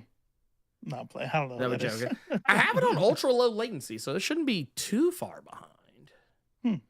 Y'all might have to tap that live on the thing to maybe. All right, we're gonna swap you out for Rough Rider, and then we'll pull you back up. Yeah, we'll give you a chance to fix it. Rough Rider, what's up? How you doing? Hey, is he gone? Is he gone? He's asleep. Where my Rough Rider, bro? Sorry. Stop. Drop. Close it down. Open up shop. I saw There he is. See, I knew if we hum a little DMX, it's gonna happen. I knew it was gonna happen. How you doing, pimp? Man, I'm straight. How y'all doing? What's cracking? What's popping? What's the fire? You know how we do it, man. We try to get like you.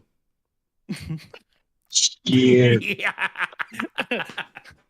I'm trying to get I don't know what your life's like. I don't know what you look like. I'm not saying that. You know what I'm saying? Well, no, it's like it's something I discovered. It's like kind of an old blackism. No. I know exactly what you're talking about. Every dude in the gym does that. Like, hey, what you doing? Man, I'm trying to get big like you, homie. Yeah, I'm trying to get like you. or my personal favorite, man, if I had your hand, man, I'd throw mine in. I used to always laugh at shit like that. Now I'm like, oh, that's just something like, I used to think it was something that was like, oh, man, this because you're cool. I was like, nah, it's just something old people say. That's some old people say. When you reach a certain age, you start saying weird shit. You'd be like, I don't know, man. That's one of them I can't call it. What's up? That's one of them I can't call it pimp. No, right there. See, that's another one. How you doing, man? What you got for us? Okay, yo, I watched or I listened to your interview that you had with your creator homie that was live or that was Oh in. yeah. So I gotta ask, because like, man, he dropped some jewels on there that made me like look at Marvel and DC a little bit different, Mm-hmm. and Bendis a little bit, and Bendis a little bit too. But we'll get to that another time. Go off, King. Go off.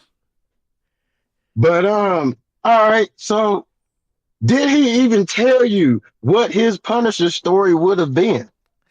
So okay, we actually did not get to talk about it.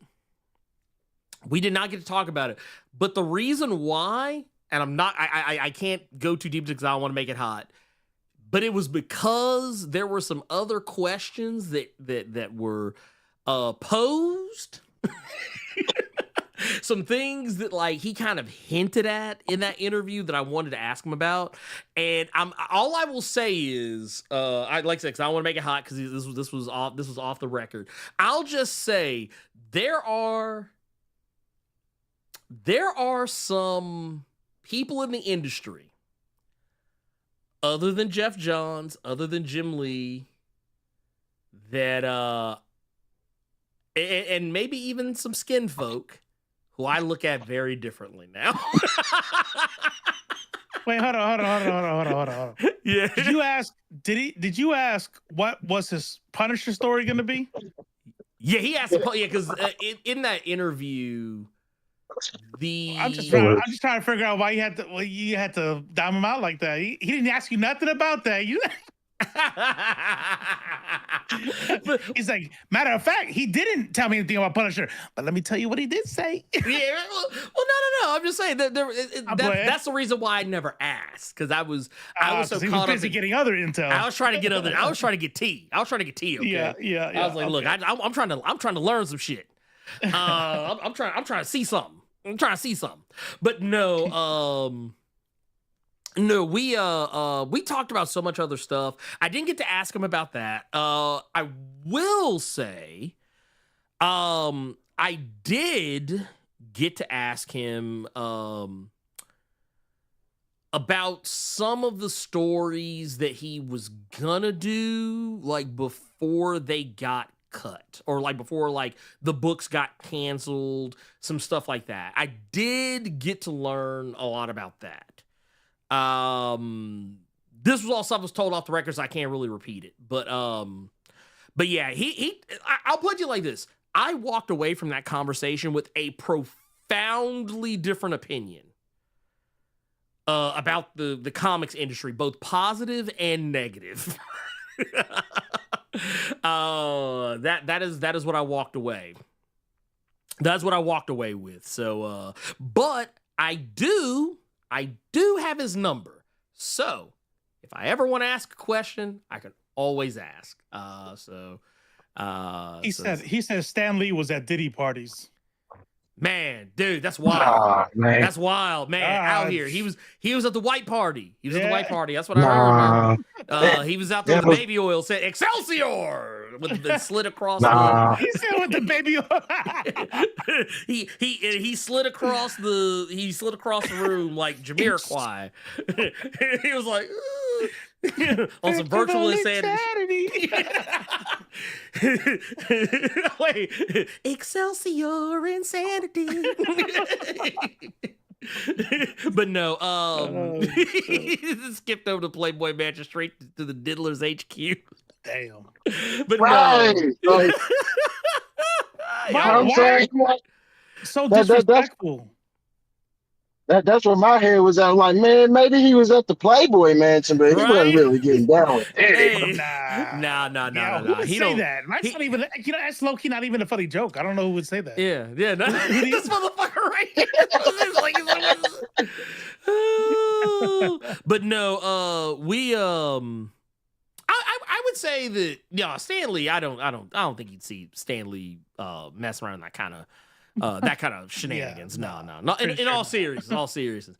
I bet you I could. Nah, let me not say that. It's good. He's like, no, man, no. This was jokes. This was jokes. Those jokes, man. Look, let's just say, I love Stan Lee. Yes, but I don't trust the unmelanated people from that time of the age of you know what I'm saying? No. I wouldn't be surprised. I wouldn't be surprised. He has a point. Okay, no. I got see your house. You ain't shit. That man said the slippery surfer. Lord. That is nasty work. Oh my god. Now I'm sitting here saying them like Excelsior sliding across on a fucking slippery ass surfboard made out of baby oil. And that's his cameo in the movie. Oh, you know what? He was at the Hero Gasm. Power Cosmic. Oh my god! Oh, hey, shit. I know it was. I know Homelander was at the freak off. I know Homelander was at the freak off. I know he was there. Oh yeah, 100%. You know he was at the freak 100%. And Soldier Boy would be too if he wasn't on ice. He's out now. He's like, I'm back just in time. He was mad. He came out. He's like, Diddy got locked up for what? It was just baby oil, baby. Free Diddy. Free Diddy. Oh my god. Say like if that's what he would say, not me. You know. He came from Diddy's at the start of Iron Man. Oh, dude, you know what? Now that you say that, I'm like, man, I bet Iron Man was at the freak off. Yeah, Tony was at the freak off. He was Tony was there. Like pre-Iron Man. He probably wouldn't fucking freak off too much after Iron Man. I don't think so. I don't know, man. I think he likes Tony his weapons of age. He did. Yeah, that's different though. That's different. It's okay. That ain't baby oil. That ain't baby That's oil. not baby oil. Look, he likes his sex workers of age. Okay. Okay, that is I get that. Yeah. But wait, now Green Goblin on the other hand, that motherfucker was a freak off. So Tony Tony wasn't there in the little kid room, but you don't know, Tony could have been in every other room. He could have been there. Yeah. Like, he was throwing his own parties. His own parties. He got his own brand of baby oil. Stark Oils Industries. Dude, wait a minute. I had to write something down. I saw Savage Dragon, Slade Wilson. Oh my god, yeah, y'all ain't shit. That's true. Look, that's a skit that Chris needs to do. Lex Luthor. I'm gonna send it to him. Yeah, I'm gonna send it to him. Which heroes and villains would have been caught up on Diddy's list? Dude, look, I tell you right Lex now. Lex Luthor would have been there. Lex Luthor 100% would have been there. Yeah. Lex. Yeah. No, Lex definitely he been that motherfucker. Yeah. The Greek NSS. I heard the Goblin. I might have said that. I may have. Johnny Storm. See, boy, I think y'all are focused on the wrong thing. Not Amanda Waller at the freak off, Lord. Hell no. No. She don't play like that. She don't play like that. She was there. She like child. She was there. You guys are focusing on the baby oil. That's not what was fucked up about that part. No. It was the trafficking. Amanda Waller waiting for niggas to fall asleep. She can put them suicide bombs in there and say, "Hey, I got you." No, you got to do it. I say now. Remember that bill? Hey, remember that bill I was trying to get passed? Hey, you want me to hit the button? Just like the little girl we saw. Dude, the NSA Jose Johnny Storm was there, but he got trafficked in. He was a victim. God damn it, no. Look. I didn't laugh at that. You notice I didn't laugh at that. I'm sorry. You're canceled. I'm not canceled me. now. Well, wait a minute here. Let me where's the here it is. Danger. There you go. Danger. That's the warning. That's the warning right there. But no. Rough Rider, thank you. Thank you for jumping in. We appreciate you, Pip. We appreciate you. Oh, hey, man, no worries. Anytime. Keep up the good work. Robo, I'm going to see you tomorrow if You decide to. Yeah, whoop the whoop too. Hey, just look anywhere between like 7 and 11 p.m. Just look out for notifications. Oh, he's like, All right, later. baby. Hey, take care, brother. All right. Well, wait. I see one here. Wait, what is this? Dude, y'all ain't shit. Y'all ain't shit. This Minor. Wait, hit that mustard jam.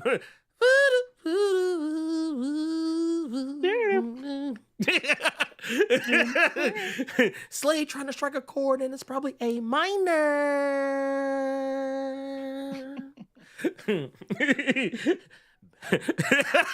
Look, if you go to Bell Reeve, you don't want to see that motherfucker in cell block 1. Do, do, do, do. Wop, wop, wop. But no, Deadpool will be there, but in the life of the party, cracking jokes. No, man. I feel like I think Deadpool would be there and literally not know that there was minors there. He was just having fun. I feel like if he found out minors were there, that party would go a lot different. Well, he wouldn't even leave. Nobody would leave. No, that's what I'm saying. He would. Yeah, that's what I'm saying. Nobody would be leaving. The freak off will become the kill off. Yeah. But if you survive it, you don't have all your limbs or body parts or otherwise. It's gonna be there's gonna be a support group for amputees that survived for torsos. Yeah, Are you a torso? Yeah. Did you meet Deadpool at the freak off? Then call us. 1-800. We're here for your needs. Yeah, so with the freak off turned to an actual Deadpool? No, exactly. Yeah, it would even be like it would be like that I imagine if he found out there were minors, it would literally be the intro to Deadpool 2. It would just you would hear Dolly Parton singing 9 to 5, and you just see him just fucking up a bunch of people just to a jam. That's pretty iconic now. That's pretty iconic. Yeah. So, I don't mind some killing to Boys to Men. Now when I hear Boys to Men, I just think slaughter. Yeah. Hell, you might even get a little bit of that. Hell, he might even get Hugh Jackman in on it. You can see a side scrolling montage of Deadpool and Wolverine just taking him out. When Ernie talks, does he cut out sometimes? I'm trying to figure out if it's me. Wait, what's going on? Sometimes when you talk, all of a sudden just goes silent and then comes back. Really? Like, not a lot, just every now and then. Interesting. But I'm wondering if it's just me. If Chad says it's just me, then it's my connection. It could be me. It's possible. Okay, yeah, wings are turning nicer sometimes. Let's see. Well, it's not like you weren't having computer issues before. So. Yeah, it'll be a thing we worry about later. We'll survive. That said, you know what? Take this as a sign. Let's get the fuck out of here.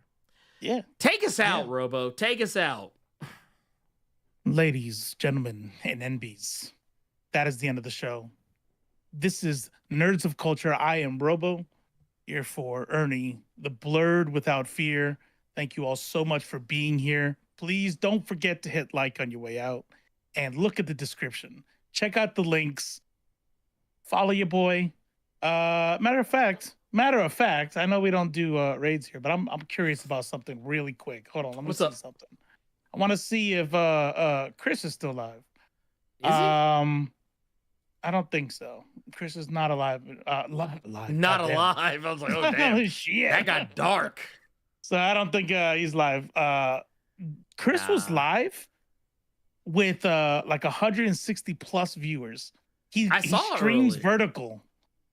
He streams vertical like TikTok style. Apparently that's the way to do it. Oh man, he's a mad motherfucker. But check out Cipher World. He's back in it. He's all the way in it. He's got a big ass community now. That's good. I ain't mad at him. Yeah. I ain't mad at him. Well, I say, for Robo, I'm the Blur without fear. And Grace Randolph, You can go to hell.